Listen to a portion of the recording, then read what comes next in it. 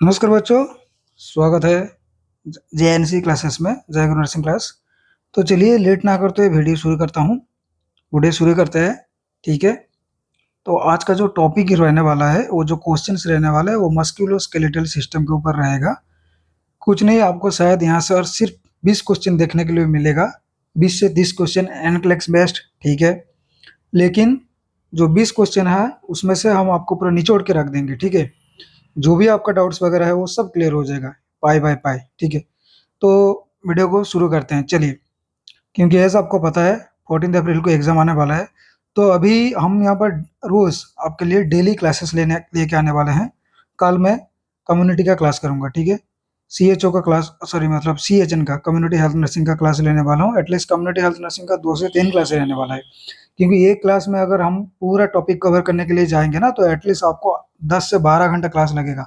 And उतना ही हम time तो दे सकते हैं, लेकिन उससे ज़्यादा टाइम लगता है वीडियो बनाने में।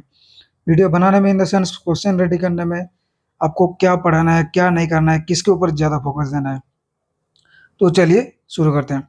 तो यहाँ पर क्वेश्चन बोला है, ए क्लाइंट हु गोल्फ्स एटलीस्ट, गोल्फ्स मतलब वो खेलता है, ठीक है। गोल्फ जो खेलते हैं, at least 3 times a week has been experiencing wrist pain aggravated by movement. मतलब यहाँ पर जो है मस्कुलोस्केलेटल इंजरी का बात कर रहे हैं, ठीक है। मस्क्यूलो स्केलेटल इंजरी के ऊपर क्वेश्चन है। देखिए, मस्कुलोस्केलेटल सिस्टम से क्वेश्चन आता है। हो सकता है आपको दो कात मिलेगा, लेकिन क्वेश्चन पक्का आएगा, ठीक है।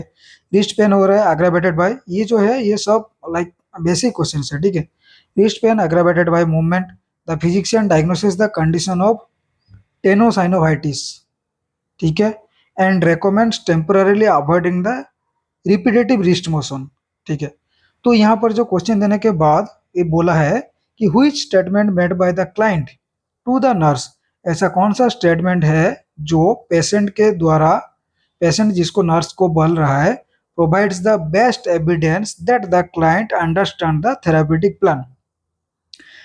जो हमारा नर्सिंग ऑफिसर है, वो ऐसा कौन सा स्टेटमेंट पेशेंट को देगा जिसके वजह से जो बेस्ट एविडेंस, ऐसा कौन सा आपको स्टेटमेंट देगा जो कि क्लाइंट, जो थेराप्यूटिक आपका प्लान है, कि आपका जो ये जो प्रॉब्लम की वजह से जो प्लान रहने वाला है, क्लाइंट को अच्छे से अंडरस्टैंड हो जाए, मतलब इजीली वो क्लाइंट जो पेशेंट है वो उसको समझ में आ जाए।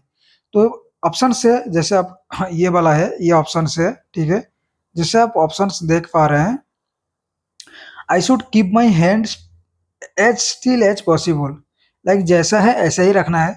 आई should stop playing golf for the time being, कुछ टाइम पीरियड के लिए जो गोल्फ वो खेल रहा था वो बंद कर दे। I can substitute playing miniature golf, like वो जो गोल्फ खेल रहा था, हो सकता है वो छोटा मोटा फील्ड में खेलेगा, लाइक लाइक वो सब्सटीट्यूट कर दे, वो चेंज कर दे, बट उसका जो मिनिएचर मतलब उसको कम कर दे। और I can wear a tight leather glove when golfing, ठीक है। लाइक वो बोल रहा है कि फॉर सपोर्ट जो पेन हो रहा था, उसका रिस्ट में जो एग्रावेटेड पेन हो रहा था, उसके लिए वो लेदर गोल्ड्स पहने। तो क्या हो सकता है आंसर, बताइए। ठीक है, चलिए हम थोड़ा सा बात कर लेते हैं। ये आपको बोला है tenosynovitis. What is tenosynovitis? Tenosynovitis क्या होता है? The inflation of the sheath that surround the tendons, ठीक है। What is tenosynovitis? ये क्या होता है? Inflammation, inflammation of sheath, inflammation of, inflammation of sheath around the tendons, inflammation of sheath surround the tendon,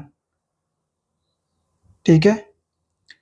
जो हमारे रिस्ट में जो टेंडन्स रहता है, उसका सराउंडिंग एरिया जो सीथ रहता है, ठीक है, लाइक जो कवरिंग पार्ट एक रहता है, वो इन्फ्लेमेशन हुआ है, जिसके वजह से उसका रिस्ट पेन, उसका वजह से रिस्ट पेन हो रहा है, जो कि गोल्फिंग खेलने के वजह से, क्योंकि गोल्फ हम जब खेल रहे हैं, हम तो यूजुअली हैंड का प्रेशर रहता है, जो कि प्रेशर रिस्ट में रहता है ना।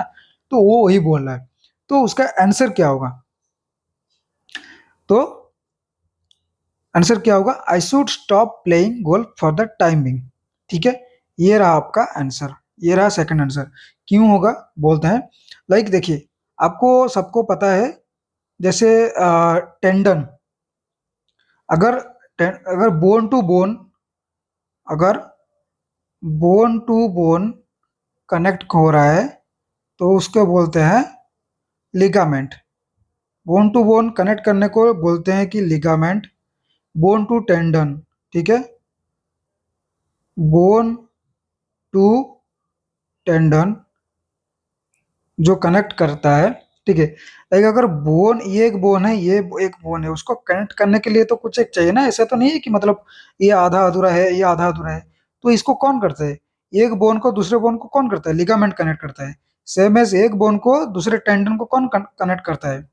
कौन कनेक्ट करता है बोलिए? मसल्स, ठीक है। लाइक ये मसल्स में खींचा हुआ है, ठीक है। जैसे हम बोलते हैं कि स्प्रेन एंड स्ट्रेन, ठीक है। एक होता है स्प्रेन, एक होता है स्ट्रेन।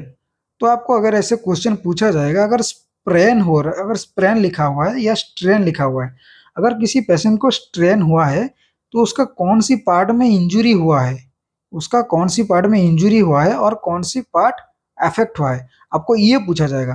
तो स्ट्रेन में क्या होता है, अगर मान लीजिए आपको स्ट्रेन दिया हुआ है तो स्ट्रेन में जो है वो टेंडन में खिंचा हुआ आता है, ठीक है। अगर आपको पूछेगा कि स्ट्रेन में, अगर स्ट्रेन हुआ है, नॉट स्ट्रेन में, अगर पेशेंट को स्ट्रेन है किसी चीज के वजह से, चाहे वो खेलने के वजह से हो या किसी काम के वजह से हो, तो उसका जो इंजुरी या जो अफेक्टेड पार्ट है वो कौन सा है? वो टेंडन है। अगर आपको स्प्रेन में अगर पूछेगा, अगर किसी पेशेंट को स्प्रेन में हुआ है तो कौन सी पार्ट में अफेक्ट हुआ है? वो है लिगामेंट, ठीक है, वो है लिगामेंट। अगर स्ट्रेन दिया होगा, T, strain, T, T for tendon, tendon में खिंचाव आया है। स्ट्रेन में टेंडन में खिंचाव आता है, स्प्रेन में लिगामेंट में खिंचाव आता है, ठीक है। तो जैसे मैं अभी एक बोल रहा था, ये bone to bone, bone to bone को लिगामेंट कनेक्ट करता है, बोन टू टेंडल को मसल्स कनेक्ट करता है, ठीक है। तो टेंडन में यहाँ पे जो यहाँ पे दिया है, इन्फ्लामेशन सीथ सराउंड टेंडन, तो यहाँ का कौन सा इन्फ्लेमेशन साइट है? लाइक मसल्स, मसल्स में खिंचाव आने से टेंडन में अफेक्ट होता है। एंड तो टेंडन होने से क्या, बोन एंड मसल, जो टेंडन किसको कनेक्ट करता है? बोन एंड मसल्स को कनेक्ट करता है, ठीक है। बोन एंड मसल्स को, बोन टू टेंडन नहीं, बोन एंड मसल्स को टेंडन कनेक्ट करता है, सॉरी उल्टा बोल दिया था मैंने, ठीक है। इसको चेंज कर लीजिएगा। देखिए bone to bone ligament connect होता है, बोन टू बोन को कनेक्ट करने के लिगामेंट, ठीक है। अगर आपको पूछे बोन टू मसल्स, अगर बोन के साथ तो मसल्स अटैच्ड है ना, ऐसा तो नहीं कि सेपरेट है, तो उसको कौन कनेक्ट करके रखता है? वो टेंडन कनेक्ट करके रखता है, ठीक है। तो टेंडन में अगर खिंचा हुआ है तो प्रेशर कहाँ पे रहेगा? मसल्स में खिंचा हुआ आएगा, ठीक है। तो उसके लिए क्या करना है, हम पेशेंट को एडवाइस देंगे कि वो थोड़ा देर के लिए, लाइक जो गोल्फिंग खेल रहे थे उसको थोड़ा सा रेस्ट दे, लाइक स्टॉप कर दे, जिसके वजह से कि मसल्स को, जो टेंडन को थोड़ा रेस्ट मिलेगा, ठीक है। वो ये है आंसर, इसमें और कुछ भी नहीं है, ठीक है। कुछ भी अगर डाउट है, इसको ये क्वेश्चन लाने का मतलब है, अगर ये जो क्वेश्चन अराइज हुआ है, लाइक बोन टू मसल को कौन कनेक्ट करता है, बोन टू बोन को कौन कौन कनेक्ट करता है, ठीक है। अगर स्प्रेन होगा तो किसमें अफेक्टेड आएगा, अगर स्ट्रेन होगा तो अफेक्ट किसको होता है, तो वही बोलने के लिए हम ये क्वेश्चन लेके आए थे, ठीक है। नेक्स्ट चलिए हम क्वेश्चन में बढ़ते हैं। नेक्स्ट क्वेश्चन को पढ़िए, ठीक है। पढ़ने के बाद आप आंसर देने की कोशिश कीजिए। चलिए, आपके पास सिर्फ 1 मिनट का टाइम है, क्योंकि अभी का जो पैटर्न है, हमको 18 मिनट्स में 20 क्वेश्चन करना है। तो मैं यहाँ के आपको 20 क्वेश्चन लेके आया हूँ।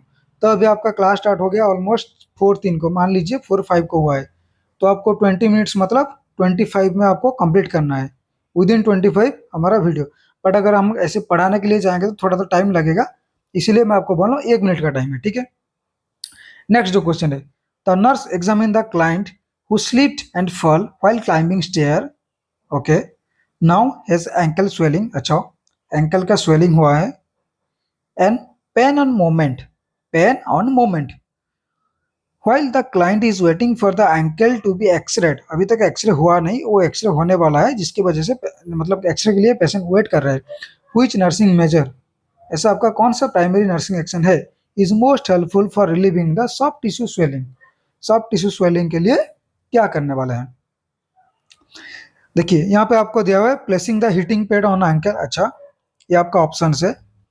Apply ice pack, exercise the client foot, immobilise the client foot, ठीक है।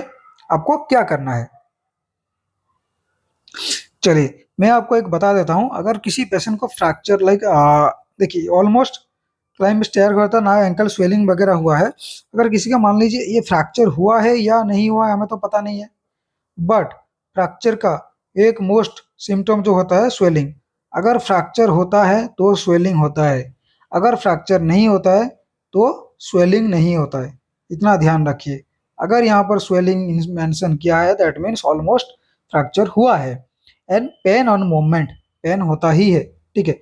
पेन चाहे फ्रैक्चर में हो मतलब फ्रैक्चर तो होता है, पेन फ्रैक्चर नहीं होने से भी होता है, बट अगर आपका फ्रैक्चर हुआ होगा तो स्वेलिंग पक्का होगा, अगर फ्रैक्चर नहीं हुआ होगा तो स्वेलिंग नहीं होता है।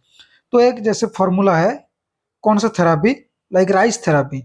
हम पेशेंट को राइस थेरापी देते हैं। R for rest, I for ice pack, ठीक है। सी फॉर, बोलिए। अच्छा, राइस, सॉरी सॉरी सॉरी, मैं आपको बोल दे रहा हूँ। फ्रैक्चर के लिए जो होता है आप यहाँ पे ऑप्शंस देखिए, मैं आपको बोल रहा हूँ, ठीक है। R for, R for rest, I for ice pack, ठीक है। C for compress, C for compress, E for elevate, E for elevate. ये आपको पूछा जाएगा, ठीक है।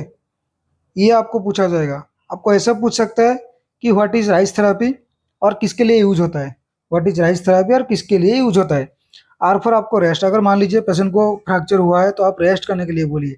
इधर उधर जैसे ये बोला हुआ है कि, क्या बोला है कि एक्सरसाइज करने के लिए, एक्सरसाइज तो कभी भी नहीं करेंगे। पहले तो आप देखिए, आपका अगर आपको आंसर कुछ नहीं आ रहा है पहले आप एलिमिनेशन मेथड लगा लीजिए। अगर यहाँ पे बोल रहा है कि पेशेंट को स्वेलिंग हुआ है, पेन हो रहा है, जरूरी है कि एक्सरसाइज करना है, एक्सरसाइज तो कभी भी नहीं करना है। एंड कभी भी ये जो फ्रैक्चर वगैरह होता है, कभी भी हीटिंग, ये जो हीट दिया हुआ है, हीट तो कभी भी अप्लाई नहीं करता है। ये तो कॉमन सेंस के दौर में आपको पता है, ठीक है। अभी जो रेस्ट हो गया, ये हो गया, ये हो गया, इन दोनों में से कौन सा आंसर होगा, इन दोनों में से कौन सा होगा। देखिए पहले आपका रेस्ट, रेस्ट दिया है, रेस्ट का ऑप्शन यहाँ पर है नहीं, तो इसको लीजिए। देखिए हम लोग यहाँ पे क्या करेंगे, अगर ये थेरापी का है तो हमको यहाँ पे सीक्वेंस एक बनाना पड़ेगा, ठीक है। कि क्योंकि जो आपका आंसर जो आने वाला है ना वो सीक्वेंस की तरफ से आएगा, ठीक है।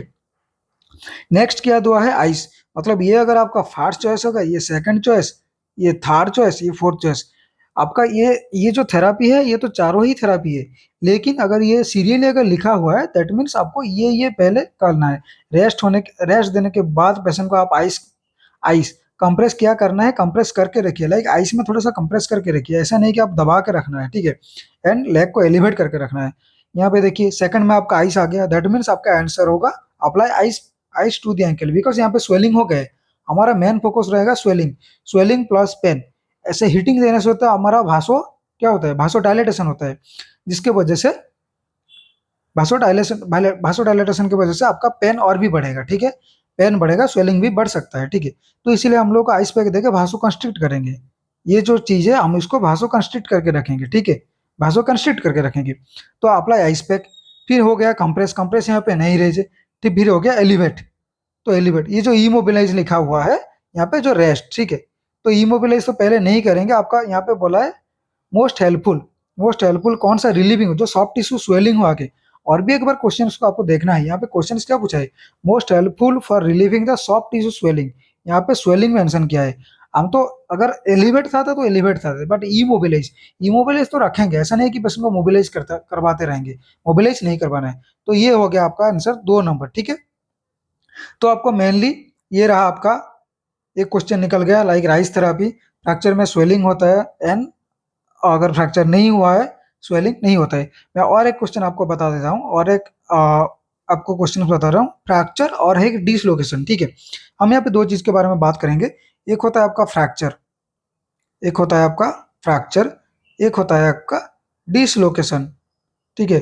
सपोज मान लीजिए आपका शोल्डर, शोल्डर में फ्रैक्चर हो गया है।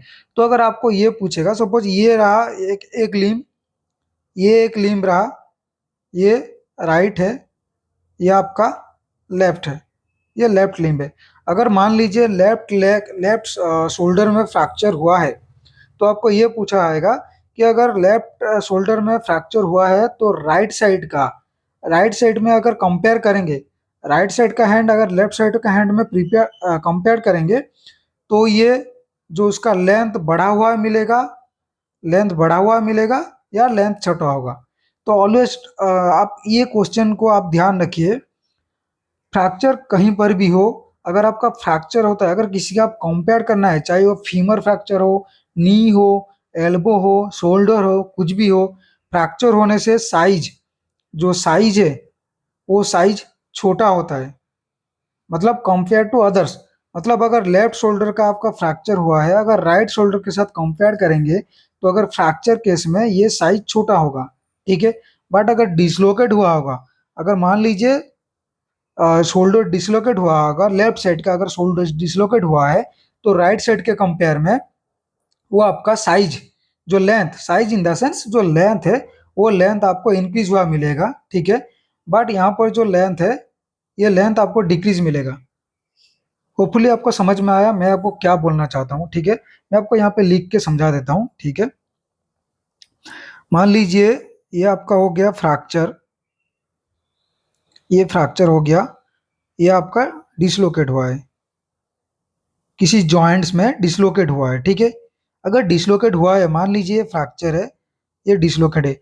अगर लेफ्ट साइड में फ्रैक्चर है, ये फ्रैक्चर का सिंबल है, अगर लेफ्ट साइड में फ्रैक्चर है, अगर हम उसको कंपेयर करेंगे, कंपेयर विथ राइट शोल्डर, तो आपका लेंथ लेंथ इंक्रीज होगा और डिक्रीज होगा, ठीक है।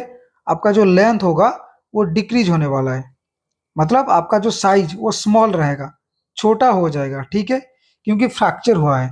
अगर सेम आपको पूछे कि लेफ्ट शोल्डर डिसलोकेट हुआ है, ठीक है, यहाँ पे फ्रैक्चर नहीं, लेफ्ट जो शोल्डर है यहाँ पे डिसलोकेट हुआ है, अगर हम कंपेयर करेंगे, if will compare with right shoulder, अगर हम राइट शोल्डर के साथ कंपेयर करेंगे तो इसका जो साइज है और लेंथ, अगर साइज या लेंथ होगा तो वो बढ़ा हुआ मिलेगा। लाइक लेंथ आपको यहाँ पे इंक्रीज मिलेगा, यहाँ पर डिक्रीज स्टैंडर्ड में रहेगा, यहाँ पर आपका इंक्रीज स्टैंडर्ड में रहेगा, ठीक है। यहाँ पर डिक्रीज स्टैंडर्ड में रहेगा, यहाँ पर इंक्रीज स्टैंडर्ड में रहेगा, ठीक है। होपफुली आपको ये क्वेश्चन जो है आंसर मिल गया। आपको आइस पैक अप्लाई करना है, ठीक है। तो ये इंपॉर्टेंट क्वेश्चन है, आप ये राइस थेरेपी लिख लीजिए, रेस्ट आइस कंप्रेस एलिवेट। आपको ये चार फॉलो करना है, वन बाय वन पॉइंट के हिसाब से आपको ये फॉलो करना है। पहले पेशेंट को रेस्ट करवाइए, लाइक एक अच्छे से एनवायरनमेंट देके पेशेंट को अच्छे से बोलिए आप रेस्ट कीजिए, फिर आप आइस पैक लगाइए, आइस पैक लगाने के साथ उसको कंप्रेस करके रखिए, ठीक है। कंप्रेस इन द सेंस उसको आइस के साथ कंप्रेस करके रखिए, ठीक है। थोड़ा बहुत स्वेलिंग कमेगा, जो भी पेन हो रहा था वो रिड्यूस होगा। उसके बाद आपको लेग को एलिवेट करके रखना है, ठीक है। लेग को एलिवेट कैसे करना, with to pillow, minimum to pillow के साथ एलिवेट करके रखना है।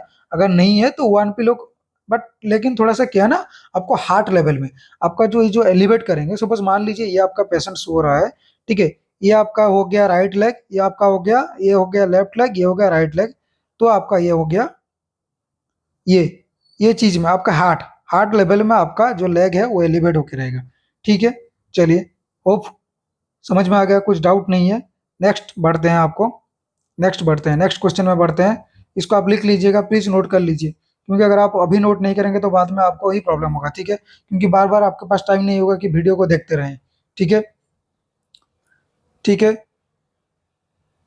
हाँ, और जो हीट का बात कर रहा था, हीट क्यों नहीं देते, ही हम हीट को इसीलिए यूज नहीं करते हैं क्योंकि वो सर्कुलेशन को इंक्रीज कर देता है, ठीक है। वो इंजुरी पार्ट जो है उसको सर्कुलेशन को इंक्रीज कर देता है, और सर्कुलेशन इंक्रीज होने की वजह से आपका स्वेलिंग का चांसेस ज्यादा हो सकता है, पेन ज्यादा हो गया, ठीक, पेन ज्यादा होगा, ठीक है। इमोबिलाइज भी इसीलिए करेंगे, ठीक है। इमोबिलाइज भी करते हैं, ऐसा नहीं कि इमोबिलाइज नहीं करते हैं, इमोबिलाइज करेंगे। इमोबिलाइज क्या करता है, पेन और हीलिंग को प्रमोट करता है, ठीक है। बट फर्स्ट जो आपका प्रायोरिटी जाएगा वो आइस पैक जाएगा, ठीक है, क्योंकि यहाँ पे स्वेलिंग का बात दिया हुआ था, ठीक है। नेक्स्ट जो है आपका, नेक्स्ट क्वेश्चन देखिए नेक्स्ट क्वेश्चन देखिए 3 number. The physician direct the nurse, direct means order कर रहे हैं वो, ठीक है। फिजिशियन एक नर्सिंग ऑफिसर जो है उनको ऑर्डर दे रहे हैं कि to wrap the client lower extremity, जो क्लाइंट का जो लोअर एक्सट्रीमिटी है उसको रैप करना है। रैप कहाँ पर करना है, मतलब कैसे करना है रैप? ऐसा नहीं है कि आप गॉज पीस या कॉटन लेके रैप कर दो, ठीक है। इसको जो है हमारा ऐसा भी नहीं कि रोलर बैंडेज में लेके रैप कर दो। जो एक इलास्टिक बैंडेज आता है, ठीक है, एक आता है इलास्टिक बैंडेज, वो इलास्टिक बैंडेज लेके आपको लोअर एक्सट्रीमिटीज जो है वो रैप करना है। क्यों रैप करना है? यहाँ पे देखिए लिख दिया है कि with an elastic bandage where should the nurse begin applying the bandage. Question ये पूछ रहा है, सपोज मान लीजिए ये आपका लेग हो गया, देखिए ये आपका लोअर एक्सट्रीमिटी हो गया। इमेज को अच्छे से ध्यान से देखिए। तो जो बैंडेज अप्लाई करेंगे तो कहाँ से शुरू करेंगे, बिगिन आपका बोला है कहाँ से शुरू करेंगे, ठीक है, लोअर एक्सट्रीमिटीज। यहाँ पे देखिए ऑप्शंस दिया हुआ है, देखिए चलिए आंसर आंसर फटाफट बताइए, कमेंट में जरूर बताइए answer. Below the knee, above the ankle, across the phalanges, at the metatarsal. Eight the metatarsal क्या होता है, क्या आपका आंसर क्या रहेगा वो बताइए। Below the knee, above the ankle, across the phalanges, at the metatarsal. Below knee मतलब सपोज मान लीजिए यहाँ पर नी है, यहाँ से शुरू करेंगे। अबव एंकल यहाँ से शुरू करेंगे, ठीक है। Across the phalanges, cross phalanges ये आपका हो गया, ये पार्ट आपका हो गया phalanges, ये आपका हो गया मेटाphalanges। Across the phalanges, at the metatarsal. Metatarsal तो होता है ओनली, देखिए क्वेश्चन को आप ध्यान देखिए, मेटाटार्सल होता है, मेटाफेलेंजेस होता है, ठीक है। Tarsal, metatarsal, phalanges, मेटाफेलेंजेस।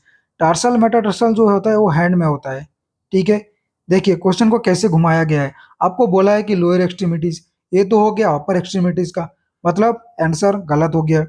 बिलो नी, लोअर एक्सट्रीमिटीज बोला है, बट कभी भी बिलो नी इसलिए नहीं करेंगे क्योंकि अगर आप नी के तरफ से अगर आप मान लीजिए रैप कर करके आ रहे हैं तो जो सर्कुलेशन है वो जो जो भी ब्लड आपका नीचे आएगा, यहाँ पर तो स्वेलिंग होने का चांसेस होगा, ठीक है। ये जो पार्ट है ये तो आपका स्वेलिंग हो जाएगा, ये जो पार्ट है ये तो आपका स्वेलिंग हो जाएगा, तो इसलिए बिलो नी में कभी भी नहीं होगा, ठीक है। Above the ankle, above the ankle in the sense कहाँ से बोला है, आपका ये रहा, ये रहा एंकल पार्ट, यहाँ से शुरू करेंगे, यहाँ से भी अगर शुरू करेंगे तो स्वेलिंग होने का चांसेस हो सकता है, ठीक है। तो आपको कहाँ करना है, करना कहाँ है, सॉरी सॉरी सॉरी, ये एक्रोस द फ्लेंजस ये आपका हो गया, ये हो गया आंसर, ठीक है। Sorry, eight the metatarsal level में होगा, ठीक है। क्यों होगा चलिए मैं आपको बता देता हूँ। क्योंकि जब हम सपोज मान लीजिए ये जो मेटाटार्सल लेवल में होगा, मतलब यहाँ से जो लोअर पार्ट है, वो जो लोअर पार्ट है, ठीक है, उसमें से आपको रैप कर करके लेना है, ताकि आपका स्वेलिंग नहीं होगा, स्वेलिंग नहीं होगा एंड सर्कुलेशन अच्छे से रहेगा। आपको यहाँ से रैप कर करके लेना है, ठीक है। तो रैपिंग इसलिए करेंगे क्योंकि बैंडेजिंग स्टार्स जो हमला मेटाटार्सल बोन में करेंगे, ठीक है, जो फ्रॉम द बॉल, लाइक अगर आपको ये भी पूछेगा कि ये कौन सा फिगर में करेंगे, तो आपको जब करेंगे फिगर ऑफ 8 में करेंगे, फास्टिंग फिगर ऑफ 8 में करेंगे। अच्छा, across the phalanges, across the phalanges नहीं होगा, सॉरी मैं आपको बोल रहा हूँ, ये मतलब ज़्यादा ही लाइक मैं अच्छे से भी मैं भी क्वेश्चन को नहीं देखा था। ये आपका जो आंसर रहेगा एट मेटाटार्सल रहेगा, और आपको अगर बोलेगा कि below ankle, sorry below ankle नहीं, बिलो फुट, आपका ये रहने वाला है, ये जो आंसर रहेगा, ठीक है, ये बिलो फुट रहेगा आंसर, ठीक है, बिलो फुट रहेगा। क्योंकि जो टोज एंड फेलेंजेस होता है वो left uncovered with the assist the circulation, ठीक है। इसको हम क्यों करते हैं, बिलो फुट क्यों करते हैं, ताकि जो स्वेलिंग ना हो, स्वेलिंग ना हो एंड रैप्ड। अगर हाँ और एक बात पूछे, ठीक है, मेटाटार्सल हो गया बिलो, अगर आपको ये पूछे कि हम इसको प्रोक्सिमली करेंगे या डिस्टली करेंगे, अगर इसमें भी आपको क्वेश्चन पूछ लिया जाए तो आप बोलिए कि डिस्टली करना है, ठीक है। डिस्टली फ्रॉम कहाँ करना है, तो distally from metatarsal, distally from metatarsal करना है, ठीक है। और proximally from the काल्फ, proximally from the काल्फ, like ये आपका काल्फ मसल यहाँ पर आएगा। तो अगर प्रॉक्सिमली पूछे तो आप काल में काल्फ मसल से करोगे, अगर आप डिस्टली पूछे तो मेटाटार्सल करोगे, मेटाटार्सल करेंगे, ठीक है। लाइक ये तो आपका हो गया फेलेंजेस, ये मेटाफेलेंजेस, ये मेटाटार्सल होता है, ठीक है, ठीक है, ठीक है। चलिए मैं यहाँ पे गलती से अपर एक्सट्रीमिटीज बोल दिया था, ठीक है, सॉरी।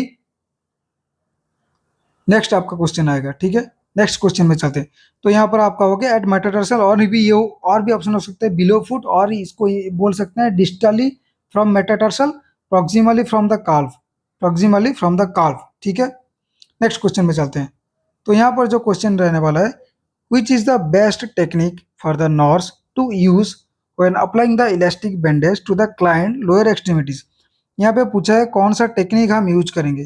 तो एज आपको पता है, लाइक जो भी लोअर एक्सट्रीमिटीज में आपका रहेगा, लोअर एक्सट्रीमिटीज में बिलो एंकल आपका जो भी आप बैंडेजिंग कर रहे हैं, जो हमारा बैंडेजिंग टेक्निक होता है वो तो मैं आपके लिए क्लास लेके आऊँगा, ठीक है। लोअर एक्सट्रीमिटीज के लिए फिगर 8 एंड हैंड, लाइक आपका अगर पाम वगैरह करना है तो उसमें भी आपको फिगर 8 ही यूज कर सकते हैं, ठीक है।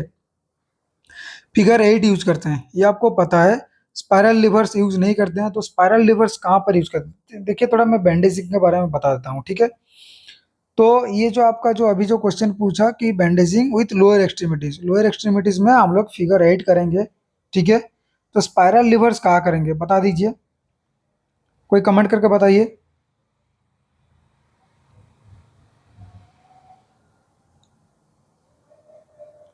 कमेंट करके बताइए।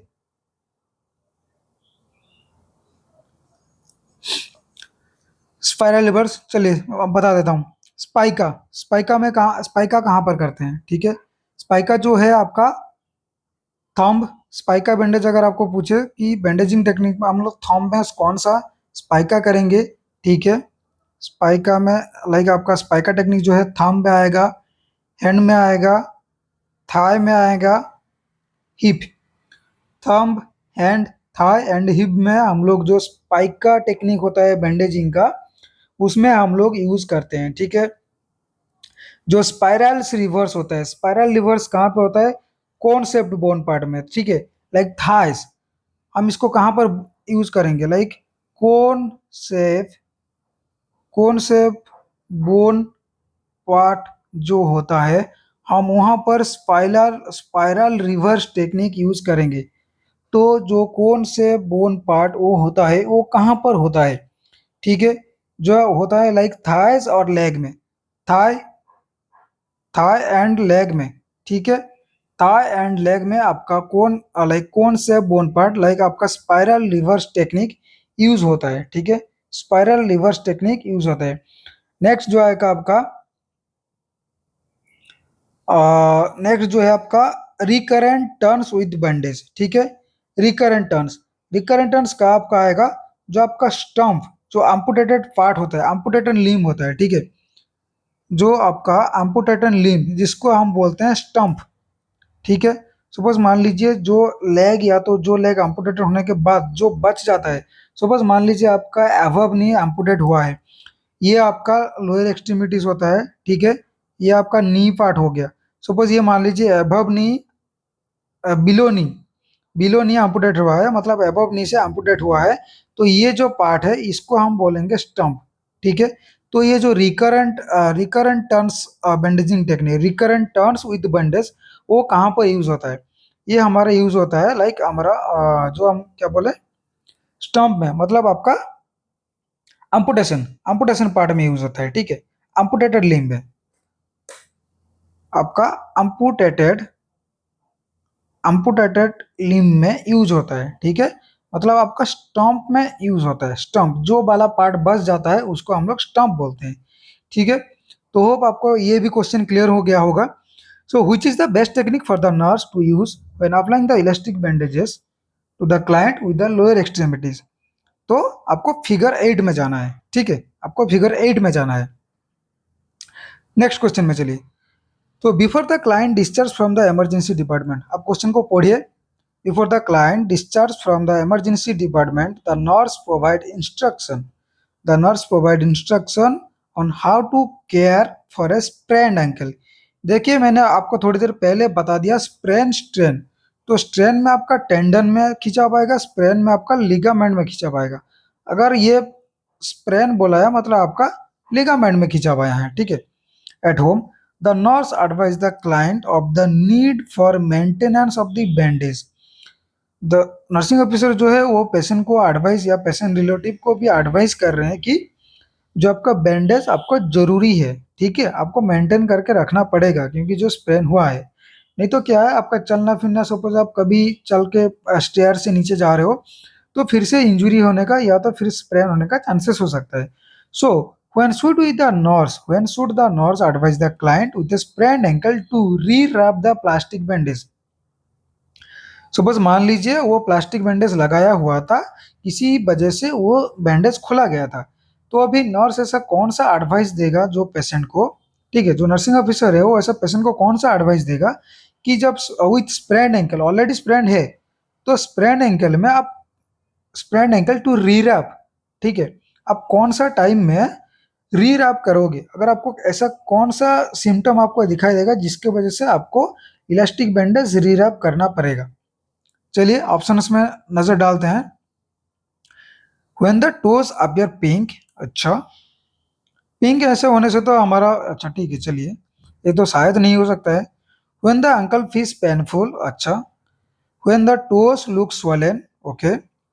When the joint feels stiff, when the joint feels stiff, देखिए अपीयर्स अगर पिंक हो रहा है, अगर यहाँ पे ब्लूइश वगैरह होता कि कुछ होता तो मानते कि लाइक यहाँ पर क्या हो रहा है, वेनस कंजेशन हो रहा है, वेनस कंजेशन हो रहा है और सर्कुलेशन अच्छे से नहीं हो रहा है, जो कि किस में होता है, अगर हम इलास्टिक बैंडेज को टाइटली, अगर इलास्टिक बैंडेज को हम लोग टाइटली रैप करेंगे तो इस केस में देखने के लिए मिलेगा। पिंक मतलब ठीक है, जरूरी नहीं है आपको ये लगाने का, जरूरी नहीं है, ठीक है। नेक्स्ट आएगा when the ankle fees painful, painful में हम लोग ऑलवेज क्या करेंगे, इलास्टिक बैंडेज देने से वो ऑलरेडी सर्कुलेशन जो है ऑलरेडी पेनफुल हो रहा है, इलास्टिक बैंडेज देंगे वो सर्कुलेशन को थोड़ा बहुत डिक्रीज करेगा, जिसके वजह से और भी पेनफुल होने का चांसेस हो सकता है, तो ये भी नहीं होगा, ठीक है। When the toes look swollen, हाँ toes look swollen in the sense हमको अभी जो इलास्टिक बैंडेज वो रैप करने का ज़रूरत है, क्योंकि जो हमारा थोड़ा बहुत जो सर्कुलेशन हो रहा था, लाइक हम लोग रैप करने से स्वेलिंग कैसा कमता है, ठीक है, हम अगर बोलेंगे इलास्टिक बैंडेज रैप करने से कैसे स्वेलिंग कम होता है, क्योंकि जो सर्कुलेशन होता है उसमें वो इंटरफेयर नहीं करता है, ठीक है। डिक्रीज स्वेलिंग मतलब वो जो सर्कुलेशन होता है, सपोज मान लीजिए यहाँ पर आपका सर्कुलेशन हो रहा है, अगर हम रैप करके रख रहे हैं, ठीक है, मान लीजिए इस पोजीशन में ज़्यादा सर्कुलेशन हो रहा है या सर्कुलेशन हो नहीं रहा है, कम सर्कुलेशन की वजह से स्वेलिंग हो रहा है, ऐसा नहीं कि ज़्यादा सर्कुलेशन की वजह से स्वेलिंग हो रहा है, तो हम उसको मेंटेन करने के लिए, ताकि ये जो स्वेलिंग हुआ है इसको हम कंप्रेस करेंगे, जिसके वजह से इलास्टिक के वजह से इलास्टिक बैंडेज लगाने के वजह से वो कंप्रेस होगा, ये कंप्रेस होने से आपका जो सर्कुलेशन है वो अच्छे से मेंटेन होगा, तो इसीलिए हम लोग इसको रैप करेंगे, बट इसको टू टाइटली या तो टू लूजली भी टाइट नहीं करना है, ठीक है। क्योंकि अगर हम लोग टू टाइटली, अगर मान लीजिए कोई पेशेंट को हम लोग रैप कर रहे हैं और टाइटली कर दें, तो क्या होगा, जो venous blood and lymph node है, जो लिम्फ ब्लड है वो ऐसा हो सकता है कि ट्रैप्ड हो सकता है टोज में, एंड ट्रैप्ड होके मे बी नेक्रोसिस हो सकता है, स्वेलिंग बढ़ सकता है, ठीक है, और आपका जो रिजल्ट लाइक इंटरनल इंजरी होने का चांसेस हो सकता है, ठीक है। तो इसको टाइटली, जो हम इसीलिए बोलेंगे टाइटली, टाइटली रैप, टाइटली जो है इसको रैप नहीं करना है, ठीक है। क्यों नहीं करना है, जिसके वजह से हमारा स्वेलिंग जो बढ़ सकता है और प्लस लिम्फ बढ़ सकता है, प्लस इंटरनल इंजरी होने का चांसेस हो सकता है, ठीक है। रीरैपिंग इसलिए कर रहे हैं कि हम लोग का मेन जो फोकस रहेगा वो सर्कुलेशन के ऊपर रहेगा, क्योंकि ऑलरेडी आपका यहाँ पर स्वेलिंग वगैरह हुआ था, ठीक है। When the feels when the joint feels stiff, already अगर स्टिफ हो गया होगा तो कभी भी आप रैप मत कीजिए, ऑलरेडी अगर स्टिफ है तो आप कभी भी रैप मत कीजिए, क्योंकि क्या होता है ये अगर ऐसे करेंगे तो स्टिफनेस में,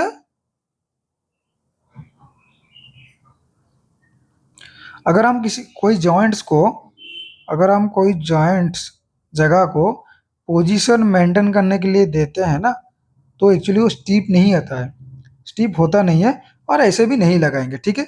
तो ये 3 नंबर हो गया आपका आंसर। होप आपको समझ में आ गया, कुछ डाउट नहीं है, ठीक है। ये जो क्वेश्चन है हो सकता है आपको थोड़ा बहुत मतलब क्या है ना, आपको लगेगा कि ये क्या क्वेश्चन है, क्या आंसर है, कुछ समझ में नहीं आ रहा है। देखिए क्वेश्चन आपको ऐसे ही आने वाला है, मैं अभी से आपको बोल दे रहा हूँ, जो नर्सट में क्वेश्चन आपको ऐसे ही आने वाला है, इससे कुछ चेंजेस नहीं आएगा, क्योंकि मान लीजिए आपका सिनेरियो बेस्ड, स्किल बेस्ड है, ये आपका सब एनक्लेक्स क्वेश्चन है, आपको अगर आपको समझ में नहीं आ रहा है तो आप कमेंट कीजिए, मैं और एक बार आपको समझा दूंगा। लेकिन आप इसको, ये वीडियो को जो है आप सच्ची में अब देखते जाइए, ठीक है? आप देखिए वीडियो को, ठीक है? नेक्स्ट जो क्वेश्चन है, a client arrive in emergency department with shoulder injury after falling from a step ladder, मतलब स्टेयर से गिर गया, वो स्टेयर से उठ रहा था जो पेशेंट है, वो अब फॉल हुआ है, लाइक, ठीक है? तो फॉल होने के बाद when the nurse assess the client which finding is the best indication that the shoulder had been dislocated. ये क्वेश्चन आपका देखिए, क्वेश्चन आने से पहले ही मैंने आपको ऑलरेडी उसका आंसर बता दिया था। अगर किसी पेशेंट का शोल्डर डिसलोकेट हुआ है प्लस अगर आपका फ्रैक्चर हुआ है तो क्या दिखाई देगा?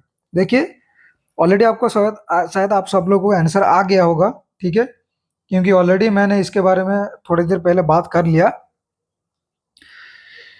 तो the client is experiencing intense pain होगा, the client obvious swelling about the joint, the client is hesitate to move the arm, the affected arm is longer than other. आपको गारंटी के साथ बोल सकता हूँ, आपको क्वेश्चन में का जो क्वेश्चन देखने के बाद आपका आंसर ये आ रहा होगा।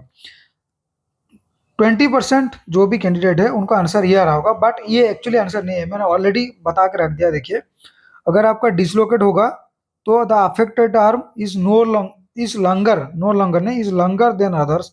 आपको थोड़ा सा बड़ा, मतलब अगर मान लीजिए साइज में ऐसा है तो आपको एज यहाँ पे डिसलोकेट हुआ है वो नीचे आएगा ना, तो आपको साइज थोड़ा बड़ा सा मिलेगा, आपको लंगर दिखाई नहीं पड़ेगा, लंगर दिखने के लिए मिलेगा। बट अगर फ्रैक्चर में क्या होगा, आपको शॉर्ट, फ्रैक्चर में आपको शॉर्ट दिखने के लिए मिलेगा। अब बस आप उतना ध्यान रखिए।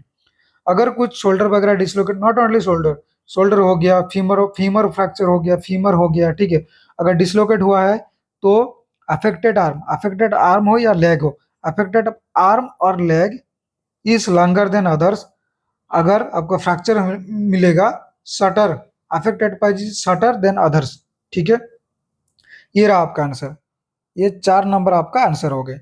नेक्स्ट चलिए बात करते हैं, यहाँ पे कुछ बोन सेल्स की बात करेंगे, ठीक है? क्योंकि थोड़ा बहुत मैं आपको यहाँ पर थ्योरी लेके आया हूँ, थोड़ा मैं आपके लिए यहाँ पर थ्योरी लेके आया हूँ, ठीक है?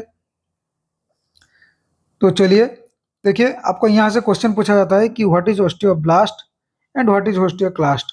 Osteoblast is bone formation, osteoclast is function of reservation और डिस्ट्रक्शन ऑफ बोन मैट्रिक्स। अगर आपको पूछे कि बोन डिस्ट्रक्शन ऑफ बोन को क्या बोलते हैं, ओस्टियोक्लास्ट, फॉर्मेशन ऑफ बोन को क्या बोलते हैं, ओस्टियोब्लास्ट।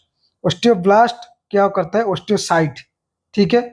ओस्टियोब्लास्ट से ओस्टियोसाइट होता है, ठीक है? ओस्टियोसाइट क्या होता है, लाइक बोन फॉर्मेशन में वो हेल्प करता है, लाइक जो टिश्यू को लेके बोन फॉर्मेशन, ठीक है? Actually osteoblast is the formation of bone, but ये हेल्प करता है। ओस्टियोब्लास्ट होने के बाद ओस्टियोसाइट होता है, ठीक है? ओस्टियोब्लास्ट होने के बाद osteocyte, like formation of bone होने के बाद यहाँ पे जो बोन टिश्यू का जो मेंटेन होता है, जिसको, पर अगर आपको पूछे what is osteocyte, osteocyte is the maintaining of body tissue, osteocyte is the maintaining of body tissue, osteocyte is the maintaining of body tissue, ठीक है? चलिए नेक्स्ट देखिए, आपके एक बेस्ट इमेज लेके आया हूँ जो बोन के बारे में, ठीक है? थोड़ा सा यहाँ पे मैं बोन के बारे में बात करूंगा। तो ये आपको ऐसे दिख रहा है, ये आपका बोन है, वो तो आपको सबका दिखा है। प्लस यहाँ पे मैं थोड़ा सा मार्क किया हूँ, लाइक बोन्स का पार्ट है, ठीक है? जो आपका एपिफाइसिस है, मेटाफाइसिस है, डायाफाइसिस है। तो एपिफाइसिस जो है, epiphysis both upper and lower part में आपका दिखाई देता है।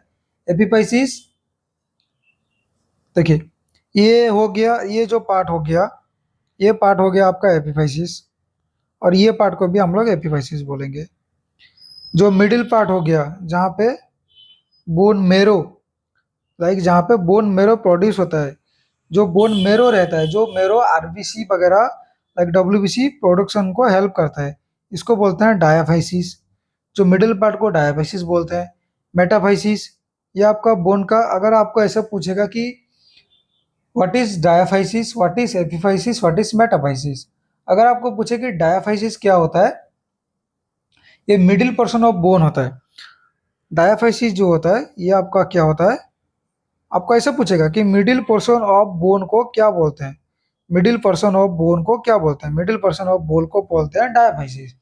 What is epiphysis, epiphysis both distals, ये आपका हो गया प्रैक्सिमल, ये आपका हो गया प्रॉक्सिमल एपिफाइसिस। ये आपका आएगा डिस्टल एपिफाइसिस। ये आपका आ गया distal epiphysis, proximal epiphysis, distal epiphysis, ठीक है, जो कि दो जगह में दिखाई देता है। नेक्स्ट आएगा आपका मेटाफाइसिस। मेटाफाइसिस का काम क्या है? तो जो लाइक मेच्योर बोन, मेटाफिजिक जो मेच्योर बोन, अगर किसी को आपको पूछे कौन सा जगह में, लाइक बोन का कौन सा एरिया में लाइक मेच्योर बोन ग्रोथ करता है, लाइक बोन को मेच्योर मेच्योर करने के लिए कौन हेल्प करता है, बोन को मेच्योर करने के लिए कौन हेल्प करता है, तो ये हो गया आपका मेटाफाइसिस, ठीक है, ये हो गया आपका metaphysis, help to mature bone. Bone को मेच्योर करने के लिए कौन हेल्प करता है? आपका मेटाफाइसिस, ठीक है। तो डायफाइसिस हो गया, मेटाफाइसिस हो गया, एपिफाइसिस हो गया। डायफाइसिस हो गया आपका middle part of bone, epiphysis आपका प्रॉक्सिमल भी होता है, डिस्टल भी होता है, ठीक है। एपिफाइसिस आपका प्रॉक्सिमल भी होता है, डिस्टल भी होता है। मेटाफाइसिस जो होता है आपका, अगर आपको पूछे मेटाफाइसिस का लोकेशन कहाँ है, तो between the epiphysis and diaphysis जो लोकेट होता है वो आपका मेटाफाइसिस होता है, ठीक है। अगर आपको पुटे आर्टिकुलर कार्टिलेज, आर्टिकुलर कार्टिलेज आपको कहाँ दिखाई देता है, ठीक है। आर्टिकुलर कार्टिलेज किसको बोलते हैं, कहाँ दिखाई देता है, ठीक है। हाइलिन कार्टिलेज, देखिए आपका यहाँ पर एक होगा, ये जो कार्टिलेज है ना, ये आपका हाइलिन कार्टिलेज है, हाइलिन कार्टिलेज है। यहाँ पर जो आपका कार्टिलेज होता है ये आपका हाइलिन कार्टिलेज होता है, ठीक है, जो किसको कवर करके रखता है, हाइलिन कार्टिलेज एपिफाइसिस को। देखिए ये अगर आपका मान लीजिए ये एपिफाइसिस है, ये मान लीजिए हाइलिन कार्टिलेज है, तो हाइलिन कार्टिलेज कवर किसको करके रखता है, एपिफाइसिस को, वेयर द बोन फॉर्म, ठीक है, जहां पर बोन फॉर्मेशन होता है, जहां पर बोन फॉर्मेशन होता है, ठीक है।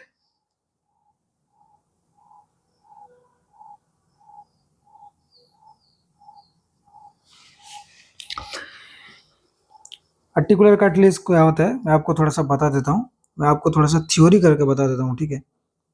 What is articular cartilage, articular cartilage, तो आप ये थोड़ा सा लिख लीजिए ये दो लाइन, ठीक है। The hyaline cartilage, hyaline cartilage covering, hyaline cartilage covering the epiphysis, hyaline cartilage covering the epiphysis, जो हाइलिन कार्टिलेज है वो एपिफाइसिस को कवर कर रहे हैं। व्हेयर एपिफाइसिस, व्हेयर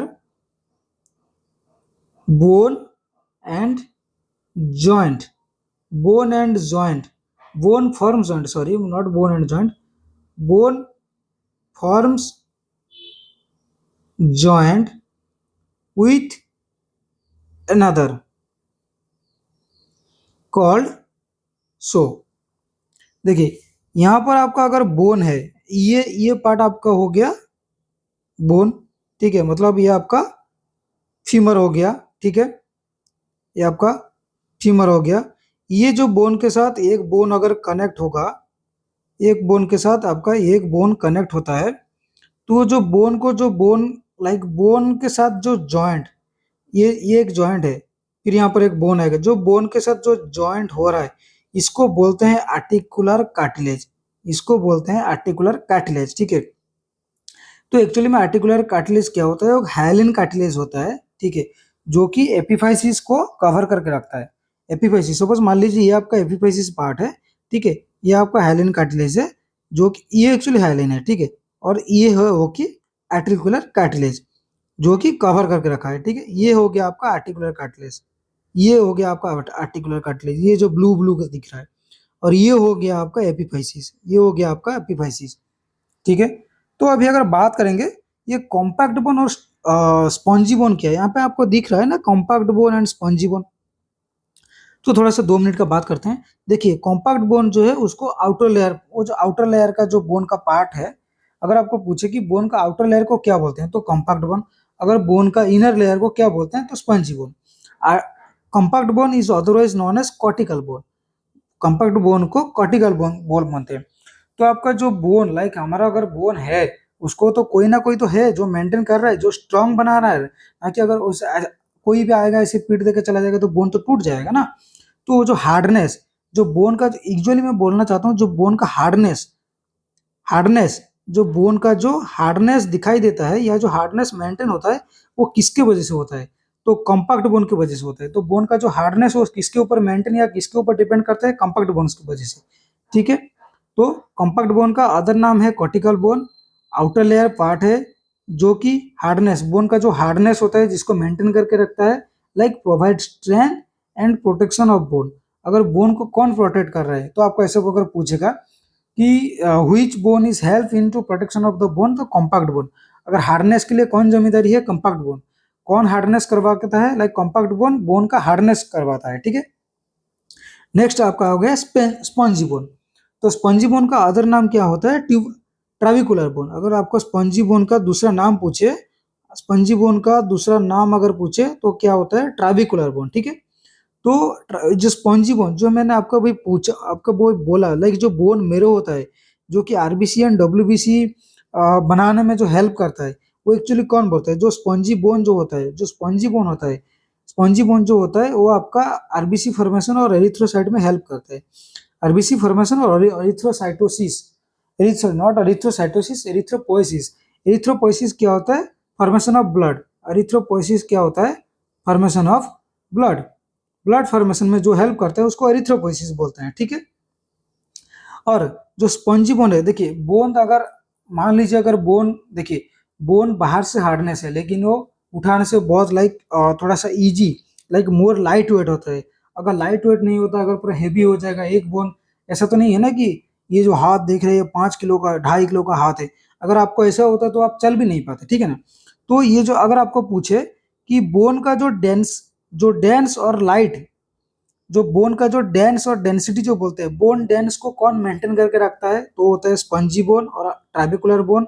बोन का हार्डनेस को कौन मेंटेन करके रखता है? Compact bone. ठीक है, कॉम्पैक्ट बोन और कॉर्टिकल बोन जिसका अदर नाम है। तो कॉम्पैक्ट बोन जो है आउटर पार्ट है, स्पंजी बोन है जो इनर पार्ट है। स्पंजी बोन क्या करता है? आरबीसी फॉर्मेशन करता है, एरिथ्रोपोइसिस करवाता है, और आपका जो स्पंजी बोन है वो आपका जो बोन को डेंस एंड लाइट वेट रखता है। ठीक है, ये हो गया आपका थोड़ा बहुत थ्योरी।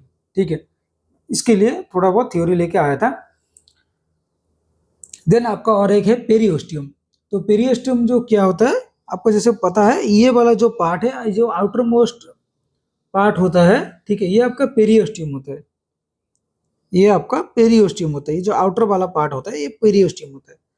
तो ये जो बोन के रिलेटेड इतने में से आपको आएगा। ठीक है, क्वेश्चन तो यहाँ से पूछा जाएगा, लाइक हार्डनेस कौन मेंटेन करता है? देखिए ये एक क्वेश्चन हो गया, ये क्वेश्चन हो गया, मतलब अदर नेम स्पंजी, ये एक निकल गया, और ये सब पूछा गया है यहाँ से जितना भी है। आई थिंक ये जो diaphysis middle of part, I think ये यूपीएमएस का क्वेश्चन है, मेरा ठीक से याद नहीं आ रहा है। मेटाबाइसिस, एपिबाइसिस, मेटाबाइसिस, डायफाइसिस, ऑलरेडी यहाँ से ऑलमोस्ट 10 क्वेश्चन निकल गया, यहाँ पर ही ऑलरेडी 10 क्वेश्चन निकल गया है। ठीक है, तो आप अच्छे से थोड़ा सा वीडियो को देखिए, लाइक कीजिए, सब्सक्राइब कीजिए, क्योंकि हम आपके लिए अगर इतना मेहनत कर रहे हैं, मेहनत तो देखियो आप भी कर रहे हो, हम भी कर रहे हैं, तो अगर हम आपको कुछ दे रहे हैं तो ऐसा होता है ना कि अगर आप कुछ किसी से कुछ ले रहे हो, एटलीस्ट आप रिटर्न का, मैं हम ऐसा नहीं बोल रहे कि भाई आप मुझे पैसे, क्योंकि हम जो भी ट्राई कर रहे हैं कि जितना भी हो सके पूरा फ्री में करने के लिए। तो एटलीस्ट आप लाइक कीजिए, सब्सक्राइब कीजिए, ठीक है, एंड चैनल को ज़्यादा से ज़्यादा शेयर कीजिए, ताकि क्या होगा, जैसे बोलते हैं नॉलेज बांटने से नॉलेज बढ़ता है। मैं मेरा नॉलेज आपको दे रहा हूँ, आप आपका आप किसी और को भी देंगे, या तो मेरा नॉलेज थोड़ा किसी और के साथ शेयर कीजिए कि सर ऐसे बहुत अच्छे से क्लास ले रहे हैं, तो एटलीस्ट थोड़ा सा अच्छा लगेगा। ठीक है, तो अभी यहाँ पर थोड़ा सा बात कर लेते हैं जो टाइप्स ऑफ बोन। ठीक है, मैंने आपको अभी बोन के बारे में बताया, तो थोड़ा सा टाइप्स ऑफ बोन के बारे में बात कर लेते हैं। तो यूजुअली कितना टाइप्स का बोन रहता है, जैसे आप मैंने यहाँ पे ऑलरेडी देखिए, आपका long bone, short bone, flat bone, irregular bone, sesamoid bone. यहाँ से तो क्वेश्चन आएगा, ये जो यूपीएमएस का आपको दिया हुआ था ना, एनाटॉमी फिजियोलॉजी 15 मार्क का क्वेश्चन, आज लिख के ले लीजिए। यहाँ से ये जो टाइप्स ऑफ बोन मैं आपको पढ़ा रहा हूँ, चाहे या नॉर्सेट का प्रीलिम्स, मेंस और यूपीएमएस या ईएसएस में, आपको 2 क्वेश्चन मिलेगा। 100% आप लिख के ले लीजिए। अगर नहीं होगा तो आप आके मुझे बोलना कि नहीं सर आप जो पढ़ाया नहीं आया, ठीक है। लॉन्ग बोन, चलिए लॉन्ग बोन क्या होता है, देखिए जिसका साइज में बड़ा होता है वो लॉन्ग बोन होता है, ठीक है। मैं आपको बता देता हूँ लॉन्ग बोन में है क्या क्या क्या आपका लॉन्ग बोन है। आपको ऐसा पूछा जाएगा कि सपोज मान लीजिए ऐसा पूछा जाएगा, example of a long bone. अगर आपको क्वेश्चन ऐसे मतलब मान लीजिए फीमर, ह्यूमरस, रेडियस, अल्ना, इसमें से लॉन्ग बोन कौन सा है, अरे भाई चारों ही लॉन्ग बोन है, ऐसा पूछेगा। या तो आपको ऐसा पूछेगा फीमर का पिक्चर भी फीमर का पिक्चर दे दिया होगा। सपोज मान लीजिए ये जो बोन दिया हुआ है ये आपका बोन दे देगा, अभी बताइए ये लॉन्ग बोन है, शॉर्ट बोन है, सीसामॉइड बोन है, या तो फ्लैट बोन है, इरेगुलर बोन है, क्या बोन है। तो ये लॉन्ग बोन है, आपको ऐसे भी पूछा जाएगा, ठीक है। तो लॉन्ग बोन में क्या होता है, क्या क्या एग्जाम्पल है मैं आपको बता रहा हूँ। आप लिख लीजिए, ये आपके लिए बहुत ही इंपॉर्टेंट रहने वाला है। लॉन्ग बोन तो आप सबको पता है, शायद कंफ्यूज नहीं हो गए आप। Femur, humerus, tibia, fibula, radius, ulnar, ठीक है, रेडियस, अल्नर, आपका metacarpal, radius, ulnar, metacarpal, radius, ulnar, metacarpal, ठीक है। नेक्स्ट, ये जो फिंगर्स आप देख रहे हैं ना, ये जो मेटाकार्पल वाला ये भी लॉन्ग बोन है। आप ऐसा मत सोचिए कि छोटा छोटा है तो शॉर्ट बोन होगा, ऐसा नहीं है, ठीक है। Metacarpal, next Meta tarsal, metacarpal, metatarsal, next आपका फेलेंजेस, फेलेंजेस, क्लाविकिल, क्लाविकिल आपका लॉन्ग बोन होता है, ठीक है। आ लॉन्ग बोन, स्टर्नम आपका फ्लैट बोन आएगा, ठीक है। स्टर्नम कभी भी आप लॉन्ग बोन मत कीजिएगा, ठीक है। जो कि जिसको हम बोलते हैं ब्रेस्ट बोन, स्टर्नम और ब्रेस्ट बोन जिसको बोलते हैं, ठीक है। तो जिसका लेंथ लेंथ में जिस जो बड़ा होगा, लॉन्ग बोन में हम क्या बोलेंगे, जिसका लेंथ में बिग साइज होगा, लेंथ में बड़ा होगा, वो होता है लॉन्ग बोन, ठीक है। जो लेंथ में बड़ा होगा लॉन्ग बोन होता है। चलिए नेक्स्ट कमेंट कीजिए, शॉर्ट बोन में क्या आएगा, कमेंट कीजिए।